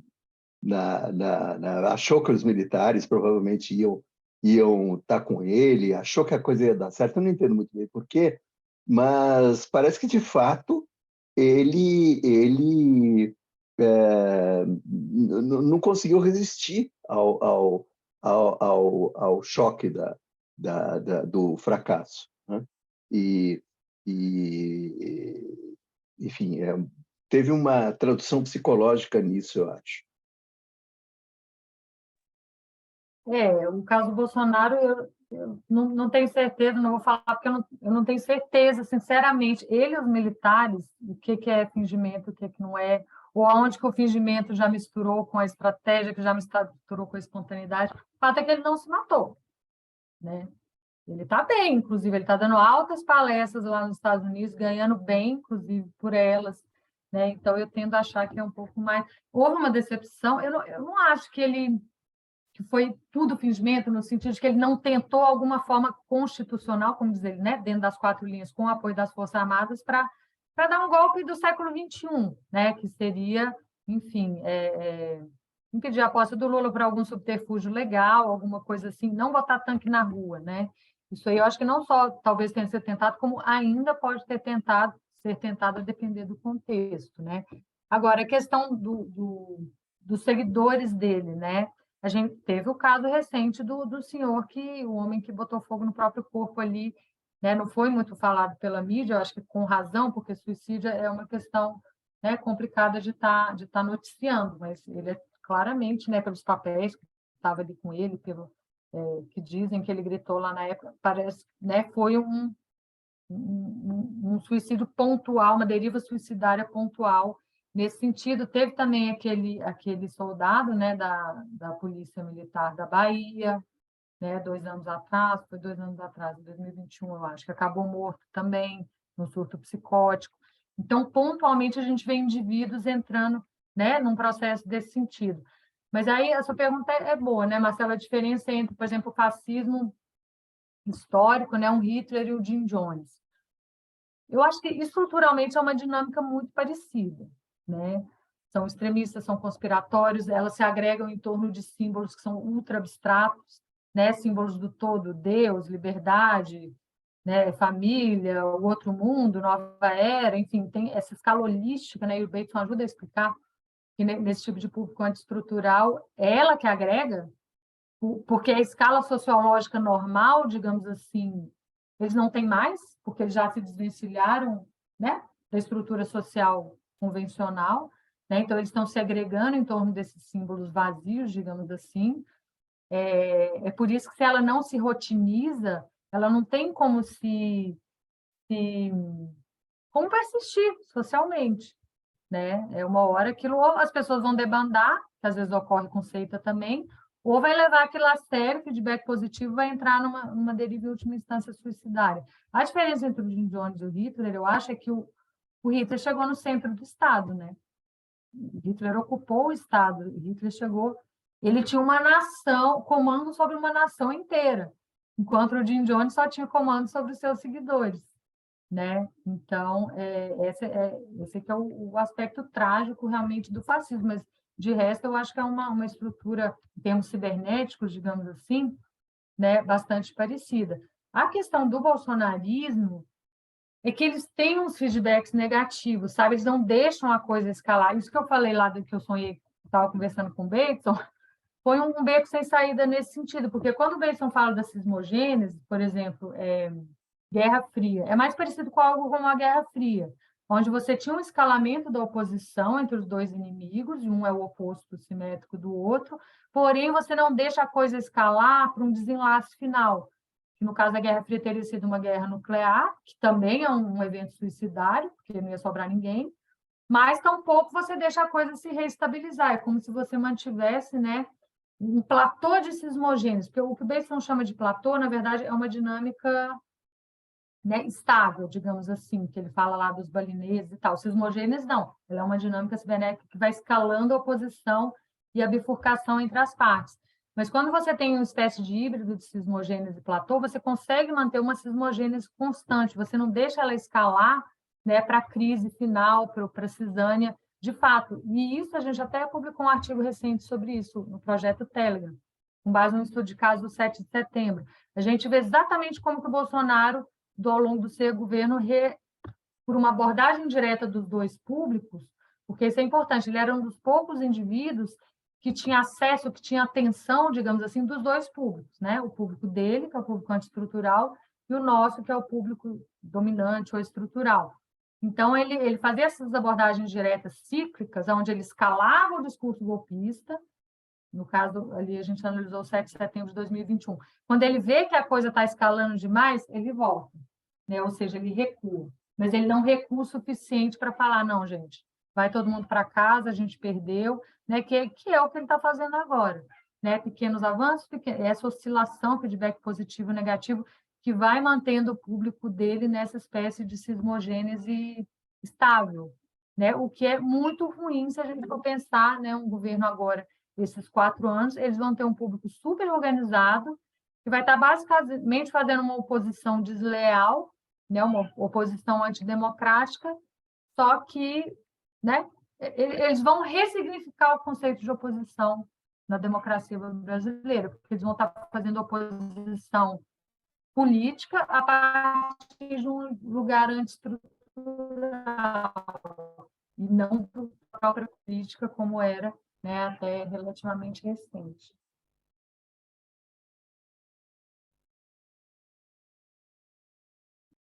Só para a gente ter o controle do tempo, Letícia, a gente tem mais 2 perguntas, do Cícero e do Wallace, e eu passo para o Cícero. Boa tarde, Letícia. Muito obrigado por ter topado conversar com a gente. Eu formulei uma questão sem ter lido o seu livro. Na verdade, eu li tive tempo de ler só as primeiras páginas do seu livro, então não pude elaborar uma coisa mais dialogando mais a fundo com o seu texto, né? E eu fico pensando, talvez, se o que você já me respondeu já não, de uma certa maneira, já não entrou no assunto que eu toquei quando eu formulei a pergunta, porque eu fiz o seguinte, eu pensei, aliás, me parece que tem a ver um pouco com a questão que o Tamis, que o Nicolás, através do Tamis, trouxe aqui na discussão, né? Eu vou, na verdade, talvez reformular a pergunta, reformular, quer dizer, colocar em outros termos a pergunta que o Tamis já fez, né? E eu coloquei o seguinte, por observação pessoal simples, eu vejo que vários colegas da velha guarda, digamos assim, da geração pré-digital, eles preferem não intervir no debate público através das redes eletrônicas, plataformas digitais, por não se sentirem à vontade, né, num ambiente cujos mecanismos e efeitos eles desconhecem, né, ou até se sentem bastante estranhos a esse ambiente, e, portanto, sentem um certo receio, né, de intervir através dessa nova mídia, né? Até preferindo se abster do debate, né? Então, eu penso esse comportamento, essa conduta, como se essas pessoas intuíssem que, sob as novas condições da comunicação, o meio é, de fato, a mensagem, né? É a coisa que me vem como uma intuição que está por trás dessa conduta, né? Como se a forma da mídia fosse mais determinante do que o conteúdo da mensagem, para que a própria mensagem faça diferença, venha se tornar politicamente relevante, né? O que você acha dessa percepção, né? Deixa eu só alongar um pouquinho, né? Até porque eu queria situar a diferença histórica do fascismo, vamos dizer, 1.0 e de um possível fascismo 2.0, né? A gente sabe pelos historiadores que o fascismo dominava bastante, tinha essa originalidade de dominar muito as tecnologias e emergiam na década de 20, de 30, sendo de uma certa maneira, vanguarda no emprego político das novas tecnologias, né? Mas, digamos assim, existe um elemento que me parece que vai além da infraestrutura técnica, que eram as condições históricas propícias que fizeram com que um Hitler pudesse e o Partido Nazista pudesse vicejar e o Jim Jones não vicejar, né? Assim como, sei lá, mesmo que muitos historiadores dizem que a Reforma Protestante não teria tido a dimensão que ela teve se não tivesse havido a invenção da da imprensa, né? E a prensa tinha sido inventado há pouco tempo antes da eclosão da Reforma Protestante, né? A gente sabe que a imprensa possibilitou você criar uma espécie de audiência para fora do establishment religioso católico, né? Mas, ao mesmo tempo, a gente fica pensando que as condições históricas também eram propícias para que a Reforma Protestante surgisse, independentemente da infraestrutura técnica nova que emergia. Como se a infraestrutura fosse uma faísca, né? Mais do que as condições históricas que tornam aqui o evento histórico novo surgir. Mas eu queria um pouco que você comentasse isso. Obrigado. Claro, ótima questão. De certa forma, a gente volta um pouco à questão inicial, né? Porque o meio é mensagem, não significa, pelo menos... Mas eu acho que o McLuhan tem muito a ver com isso em alguns aspectos também. Não significa que o meio causa a mensagem, ou que ele determina a mensagem, né? Mas significa que ele ajuda a dar forma, né, ao modo como aquela mensagem vem à superfície ou se torna visível, digamos assim, né? Além do Bateson, eu trabalho muito com a teoria das affordances do James Gibson, que também é uma teoria ecológica, né? Para a questão da relação entre agente e ambiente. Mas aí, Cícero, tampouco a tecnologia é inócua, né? Eu acho que o caso que você traz, ele mostra justamente, né, o papel histórico que a tecnologia pode ter. O próprio Marx é um autor que trabalhou muito isso, embora, né, num contexto histórico diferente, né? Eu vejo o seguinte, no argumento do livro, tá? A emergência dos públicos antiestruturais, ok, ela é propiciada, né, ela é afforded, nos termos do Gibson, por esses canais que essas tecnologias não só apresentam para que ela venha à superfície, se torne visível, mas também ajuda a moldar, por exemplo, moldar no sentido de dar uma certa vantagem, um certo viés técnico para uma força política que converge, por exemplo, com o reconhecimento bifurcado, que é um viés técnico da tecnologia e que é um viés humano, um viés da forma de produção de identidade na nossa sociedade. Agora, o que vai emergir a partir desse viés técnico antiestrutural? O que, na condição histórica, né, do momento X, se coloca como antiestrutura, né? E o que é a antiestrutura da democracia no Brasil desde 88?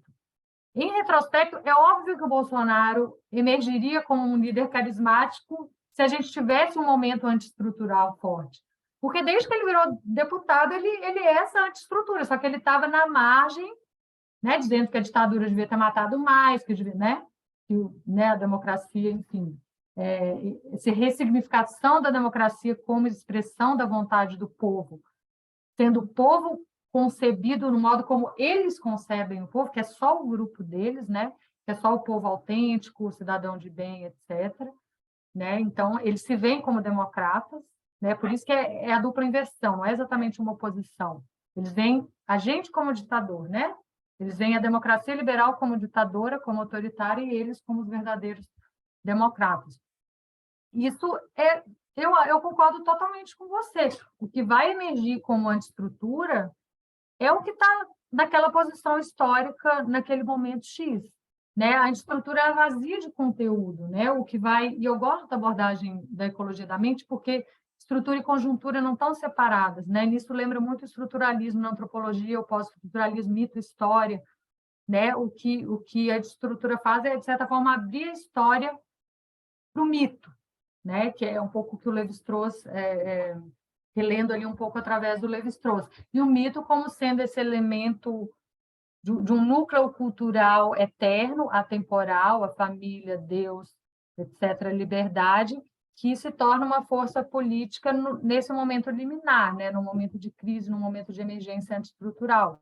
Se é o Bolsonaro e a extrema-direita que veio ocupar esse lugar antiestrutural, isso tem totalmente a ver com o ciclo histórico, né? Então, eu acho que uma coisa, na verdade, não exclui a outra, né? O que a técnica faz é simplesmente, digamos assim, dar uma certa vantagem comparativa para forças históricas que talvez, de outro modo, não deixariam de existir, ou talvez não deixaria até de fazer um impacto na política, mas, no mínimo, eu acho que demoraria mais para que elas viessem ocupar o centro, digamos assim, da política eleitoral brasileira, como aconteceu de repente em 2018, né?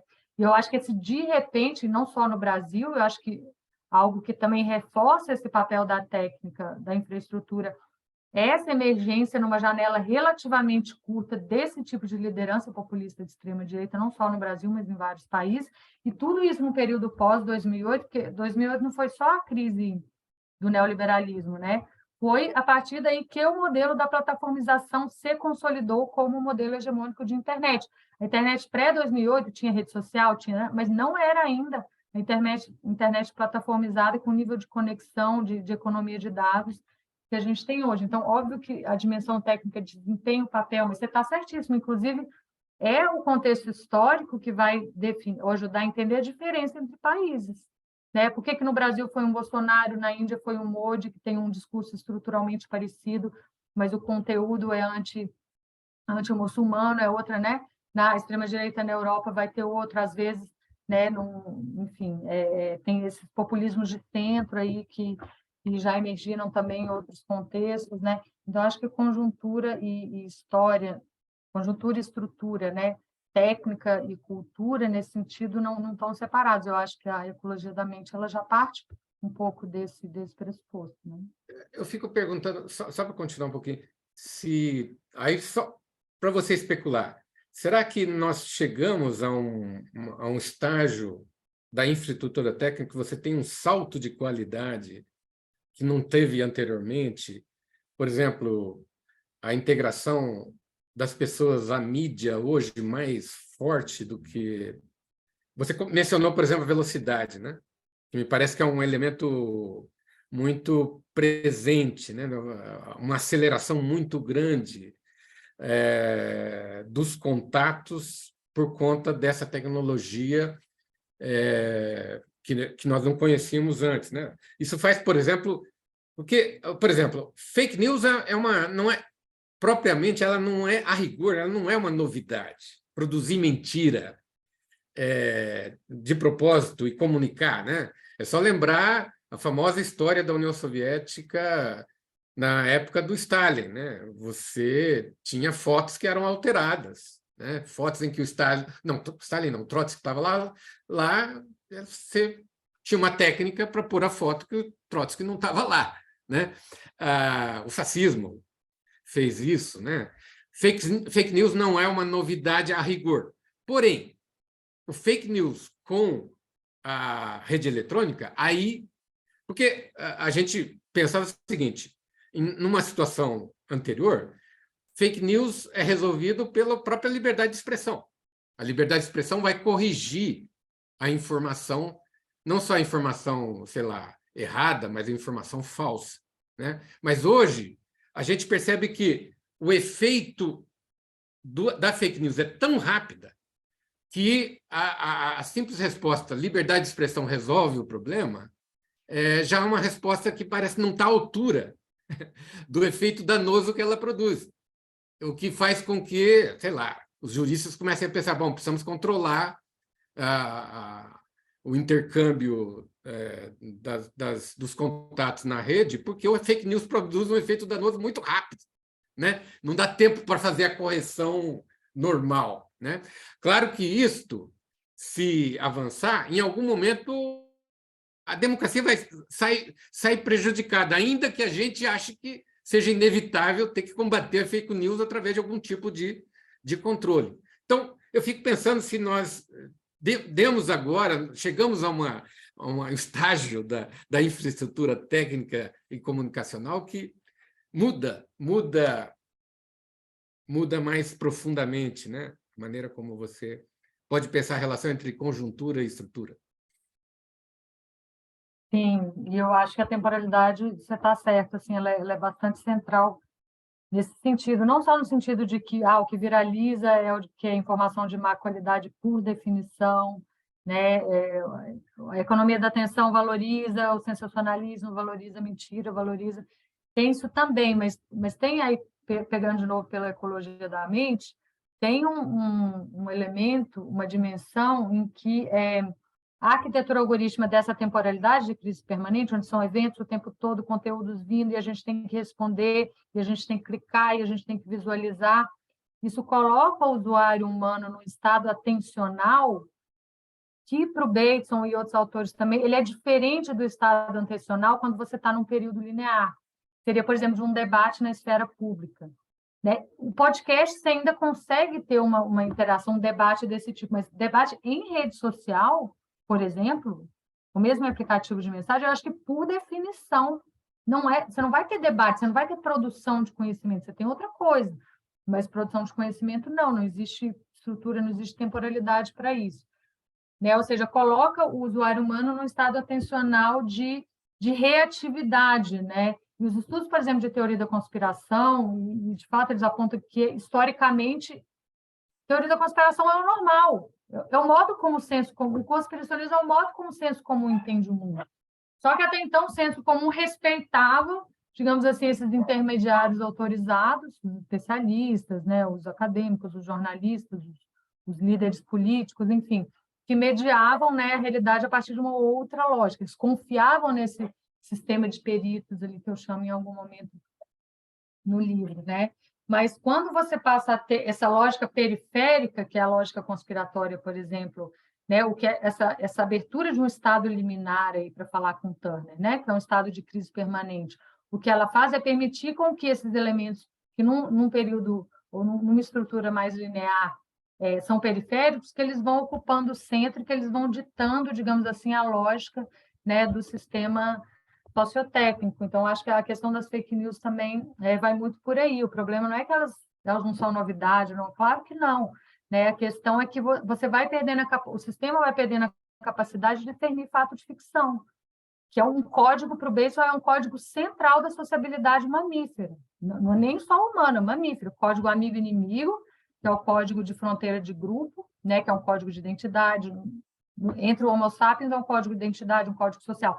Mas a fronteira é fato-ficção, porque é ela que performa a questão da confiança, né? Porque você vai confiar para dentro do grupo e desconfiar para fora do grupo. Se você tem esse código, o modo convencional de aplicar esses códigos se desestabiliza, e a internet plataformizada ela tem muito esse papel, não só na política, mas quantas vezes vocês conversando com alguém, a pessoa citou, por exemplo, a pessoa estava falando de segurança pública, tráfico de drogas, citou uma série do Netflix, sei lá, Breaking Bad, como argumento. Pô, a pessoa está falando de política, ela citou... Gente, eu não vejo série, tá? Nunca vi uma série, por isso que eu noto isso muito. Eu acho bizarro. A pessoa vai e cita, sei lá, The House não.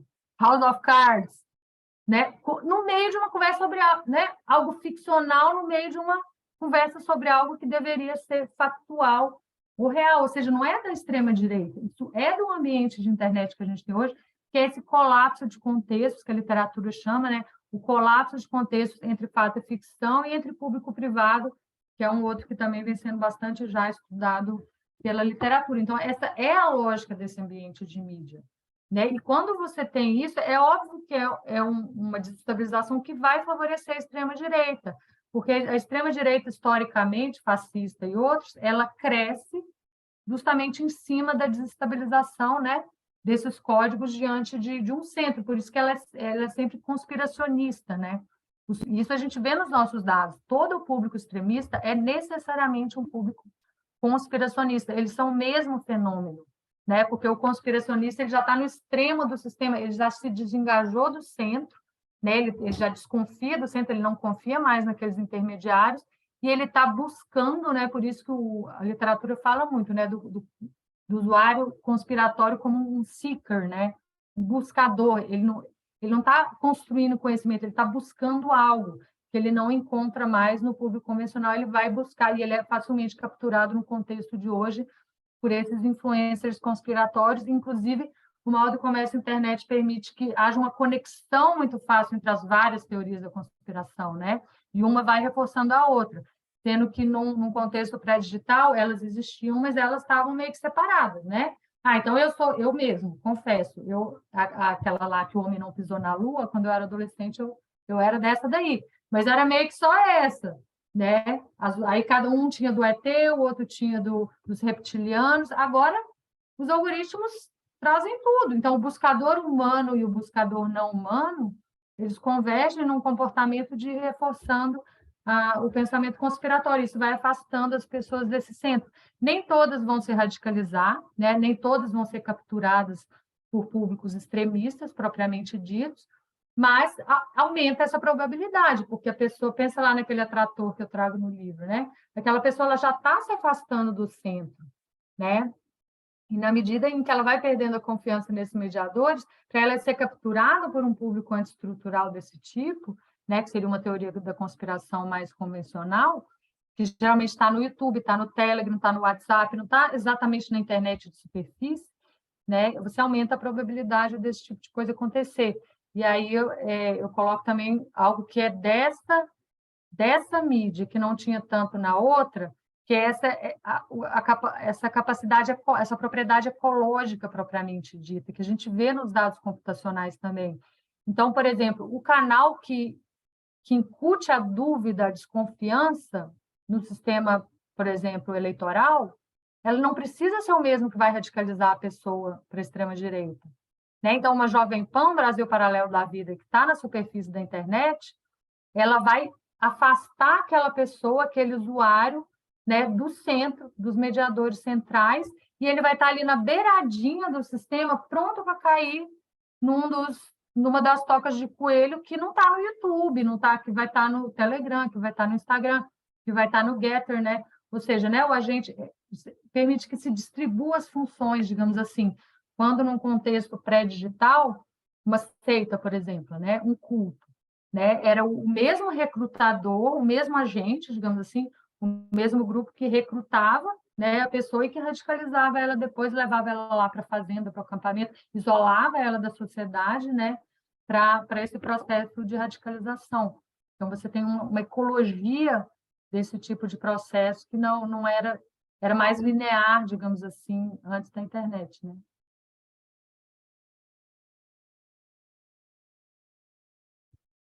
Acho que agora passo para o Wallace. Letícia, eu tinha uma pergunta aparentemente simples e depois de tudo isso, para mim vai ficando cada vez mais complexa, porque minha preocupação primeira de perguntar era qual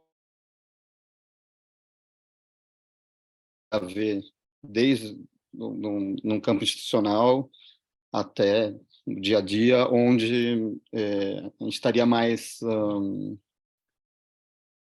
apto a perceber o que traz o mundo digital e todas as redes e o que a gente se falou até agora. Mas também, a primeira pensamento era, bom, isso eu tive algum tempo, assim, em relação às imagens fake, tipo, acho que alguém um pouco mais educado visualmente conseguiria entender o que é fake e o que é não, mas, na verdade, eu vi em vários casos, até institucionais dessa educação cibernética, pensar mais conteúdo, mais esses materiais, tanto imagem como do texto, e menos o próprio sistema, assim, como se... E aí a pergunta foi mais como educar ou formar a gente para entender mais o sistema. Assim, você fez isso, está fazendo isso com o livro, e essa questão aqui, mas como seria possível? Porque, no final, o sistema está sempre mudando também, não é um lugar que você vai falar, não, é assim, e se você entendendo isso, você já entendeu e vai conseguir se colocar em relação a isso de uma maneira mais crítica, etc. É só uma historinha agora rápida, porque eu fico pensando no que, em artes plásticas, no início do século XX, quando o Marcel Duchamp ele vai fazer o handmade, roda de bicicleta e falar que aquilo é arte, certo? Não vai colocar em lugar nenhum, mas falar que aquilo é arte, e ele vai fazer diferente do que o Picasso com a colagem, que coloca um pedaço do mundo dentro da pintura, e aí você vai falar, bom, mudou lá dentro. E o Duchamp vai colocar uma dúvida naquele momento que vai fazer todo o século XX, vai estar ali, e na metade do século XX vão começar a se perguntar, bom, ele estava falando de sistema, isso mudou o sistema de arte de alguma maneira, até ser introduzido no sistema, E o próprio Duchamp percebeu isso em certo momento e falou, bom, agora já introduziu, então é outra coisa que vai mudar. Assim, o sistema é móvel e você precisa desse outro, que é o próprio tempo, para te dizer aonde esse sistema está agora, assim, porque é diferente de, sei lá, 30 anos atrás, que é a conversa. Mas eu ficava pensando muito como chamar atenção para esse sistema e não tanto para os conteúdos materiais, assim, porque parece que a gente está mais pensando na figura do que no que está em volta, assim, no contexto, etc. Quando pensa em educação cibernética, é isso. Não sei se eu fui claro. Mas... Sim.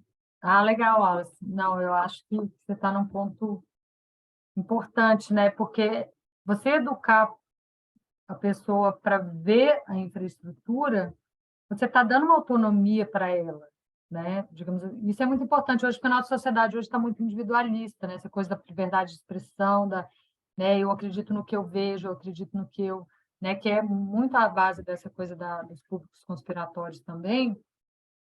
Você aborda isso indiretamente, né? Então você fazer uma educação usando um termo do Simondon, né? Uma desalienação técnica das pessoas, eu acho mais importante do que fact-check. O fact-check ele tem o seu papel, né? Ele está até mostrando que ele está tendo um papel diferente até do que eu inicialmente pensado, mas é um papel importante.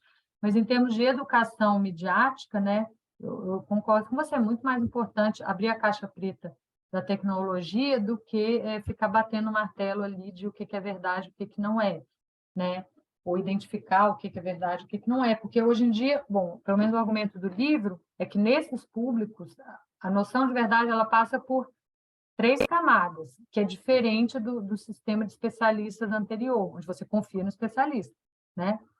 Como você não tem esse mediador, você vai confiar primeiro nos próprios sentidos, né? O vídeo que eu estou vendo, aquilo aconteceu, o vídeo foi filmado por alguém que é igual a mim, um usuário comum, já está aqui no celular, assim que aconteceu, isso aqui é verdade. E o tempo todo é muito engraçado nos cursos dos alunos, eles estão pedindo um vídeo. Quando eles ficam em dúvida, eles pedem, mas e aí o vídeo dele preso? Cadê? Manda o vídeo aí para a gente ver se é verdade ou não. Ou seja, não passa pela cabeça das pessoas que o vídeo também, né, é algo que pode ser descontrolado. Até passa, né? Mas, enfim, eles usam de forma... Aí a segunda escala, né, é usar o código amigo-inimigo. Ou seja, a verdade ela não está no conteúdo, ela está menos no conteúdo do que no emissor da mensagem. Então, como é esse fluxo muito pré-consciente, onde eles vão aplicando esses algoritmos de forma mais ou menos automática, se eles identificam o emissário como sendo, né, do lado do amigo, eles automaticamente já codificam aquilo como fato, se vem do campo do inimigo como algum tipo de ficção. Pode ser hipocrisia, pode ser conspiração, pode ser... Aí tem variações, mas é sempre esse mesmo código, né? E o terceiro é esse holístico, né? Que é isso que o Bateson trabalha muito bem, mas para a gente que é moderno, é difícil entender que isso é importante para as pessoas. Mas na antropologia a gente sabe, porque assim, as sociedades não modernas se estruturam completamente em torno desse nível. A bruxaria Azande, por exemplo, que é um tema clássico da etnografia de sociedades subsaarianas, né? Na África subsaariana, é o nível do oculto, né? É aquele nível da causalidade mais longínqua que a pessoa comum não é capaz de aprender totalmente, mas na qual ela confia, né? Por algum motivo espiritual, religioso, ou no caso da teoria da conspiração, por exemplo, aquele slogan do confie no plano, né? Por que os patriotas estão aí até hoje? Porque eles não entendem exatamente o que está acontecendo, mas eles confiam no plano, né? Então, esse nível integrador, holístico, que lida com causalidades ocultas, energias, né? Que a gente acha bizarro, ele é muito mais comum e mais importante do que a gente imagina, e ele é a base, né, desses públicos antiestruturais. Mas aí o que eu acho que está acontecendo, né? O nível intermediário ele está sendo formado. Você tem epistemologia individual de um lado, esse holística do outro, e o nível intermediário que era ocupado pelos especialistas, que a gente pode talvez chamar de um nível social, sociológico, que eles codificam pelo código amigo-inimigo, ele está se reorganizando. Ou seja, parece estar emergindo um novo sistema de peritos, onde eles estão delegando a confiança, delegando a mediação da verdade para esses mediadores do reconhecimento bifurcado deles, que são esses influenciadores, esses novos canais, esses novos jornalistas, novos especialistas, etc. né? Então, primeiro, eu acho que é preciso ocupar esse nível intermediário nos seus próprios termos, digamos assim. Por exemplo, competir com canais de recrutamento, né, da extrema-direita, que são uma Jovem Pan da vida, um Brasil Paralelo, etc., mas não do jeito que a academia já faz, porque a academia tem o seu nicho, eu acho que ele não tem que deixar de existir, mas outros agentes estarem fazendo a mediação a partir dessa nova lógica, né, das novas mídias. Então, isso é uma coisa, você age no nível do conteúdo, mas de forma estratégica, de forma indireta. Outra coisa é isso que você está falando, que é uma desalienação, educar o usuário para desalienação técnica, né? E aí eu acho que, por mais que a tecnologia em si mude rápido, e a gente provavelmente está numa nova fronteira de mudança da indústria tech, por exemplo, uma lógica de inteligência artificial, ao que tudo indica, vai começar a dominar, por exemplo, os buscadores, né? A Microsoft está apostando muito nisso, é possivelmente algo que vai mudar, né? Um novo limiar de mudança dentro da indústria tech. Existe uma lógica elementar que está sempre lá, que é o quê? Que é a lógica cibernética mais elementar, que é o paradigma de sistema, que eu trabalho com Bateson, mas que a indústria tech trabalha, né, com outras referências. O pessoal da guerra híbrida no setor militar trabalha com outras referências, entre as quais o Gregory Bateson, diga-se de passagem, né? Mas que é algo que a academia, que o jornalismo, ela está fora desse paradigma, porque ao longo do século XXI, o paradigma mais convencional, linear, né, funcionou bem para a gente, mas ele não está funcionando mais. Então, eu acho que as pessoas podem ser ensinadas, né, a lógica, mesmo estudantes, né, de ensino fundamental, ensino médio, nessa lógica mais elementar de funcionamento de sistemas cibernéticos. Daí não precisa ter uma linguagem acadêmica, uma linguagem de texto, pode estar experimentando com linguagem audiovisual. A gente sabe que o audiovisual está cada vez mais central, né, para as novas gerações, etc. Então, acho que tem toda uma fronteira aí de, né, pesquisa aplicada, atuação de professores, né, nas licenciaturas, para estar tendo um currículo básico assim, de desalienação técnica, digamos assim, educação midiática nesse sentido mais fundamental, que não muda tanto, ainda que as tecnologias possam estar mudando, né? Tecnologias específicas. Eu comentei do Duchamp, além de estudar ele, mas porque tem algo que você falou do Bateson é muito parecido, né? Em 57 ele escreve um texto falando o básico de que a arte se completa no outro, e isso é metade da arte, assim, de uma maneira bem simples, assim, mas nisso também tem uma questão que sempre me interessa quando estou pensando quem pensa do Shank. Teve uma recepção diferente nos países anglo-saxões e nos latinos. Nos latinos, principalmente na França mesmo, de onde que ele é, foi uma recepção mais ligada ao erotismo, e nos anglo-saxões mais ligada ao sistema mesmo. E eu nem acho, assim, às vezes, quando você vai indo tanto para o sistema, vai ficando uma coisa mais seca, pelo menos dentro dessas recepções. E o erotismo, às vezes, perde isso e fica muito personalizado, assim.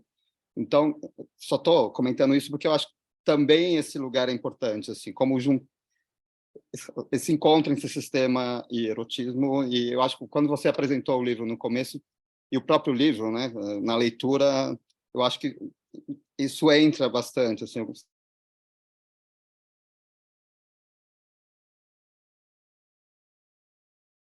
Intuição que você comentou, assim, só para voltar lá no começo, assim, mas acho que é um caminho dentro dessa conversa, assim, de se educar também, né, nesse lugar. Mas, bom, obrigado pela resposta. Com certeza, tem toda uma frente que eu não exploro, porque não é meu talento, não é minha vocação, assim, não é minha trajetória, mas, né, essas abordagens sobre a questão do desejo mimético, né, que já toca isso, pode ir para Bataille, pode ir para Lacan, pode ir para vários lados ali que realmente eu não entro por incompetência minha, ignorância minha mesmo. Mas existe esse gancho, eu consigo entrever, sim, e talvez, de fato, isso funcione melhor com muitos segmentos, né, da população, do que essa abordagem mais um pouco mais objetivista, mais cientificista, que é a que eu tendo a adotar. Né? Uhum.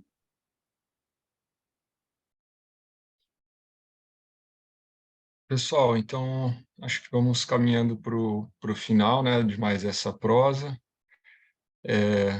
As prosas que eu tive presente, acho que foram quase todas, eu percebo que pensar cansa também fisicamente, né?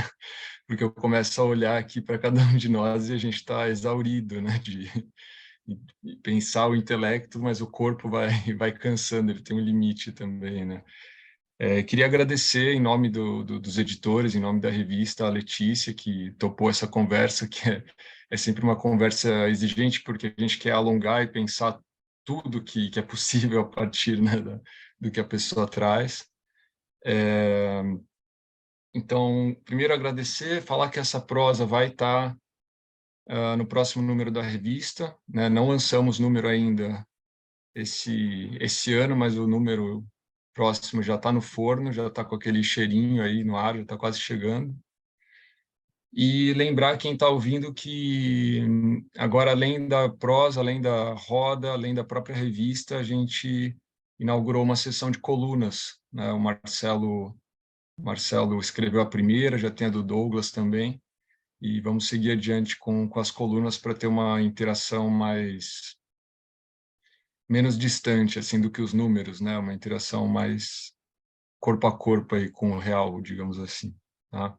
Eu gostaria só de acrescentar uma coisa, Letícia, também, Arthur, licença, que a gente segue também aberto, Letícia, a propostas. Então, se você quiser publicar com a gente ou fazer alguma proposta de Claro. algum dossiê temático, a gente está super aberto a trabalhar junto. Sim.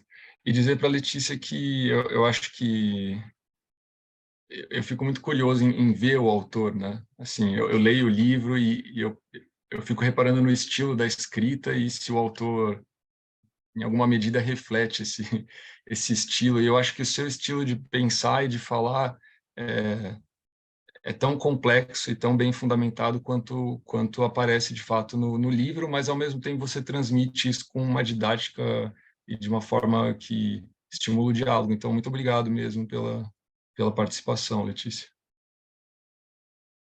Gente, eu que agradeço. Diálogos desse tipo, assim, né, que foram muito importantes para eu escrever o livro, e certamente esse será para os próximos inscritos. Obrigada pelo convite para estar aqui, Marcela, pelo convite para estar contribuindo aí mais com a revista em algum outro momento. Eu acho que podemos pensar nisso, sim. E, Arthur, eu acho que o cansaço, assim, ele vem de pensar, mas essa coisa da tela realmente também é um extrativismo. Eles sugam a gente, sugam a nossa energia, essas máquinas. Mas muito obrigado, valeu muito a pena. Eu te mando o material assim que estiver pronto. Letícia, no YouTube deve ir ainda essa semana, né? Para a gente lançar com o número, e o podcast deve ser daqui a um mês. Tá bom? Então, um grande abraço, mais uma vez, muito obrigada. Valeu. Valeu, Obrigado. foi ótimo. Obrigado. Tchau, boa semana.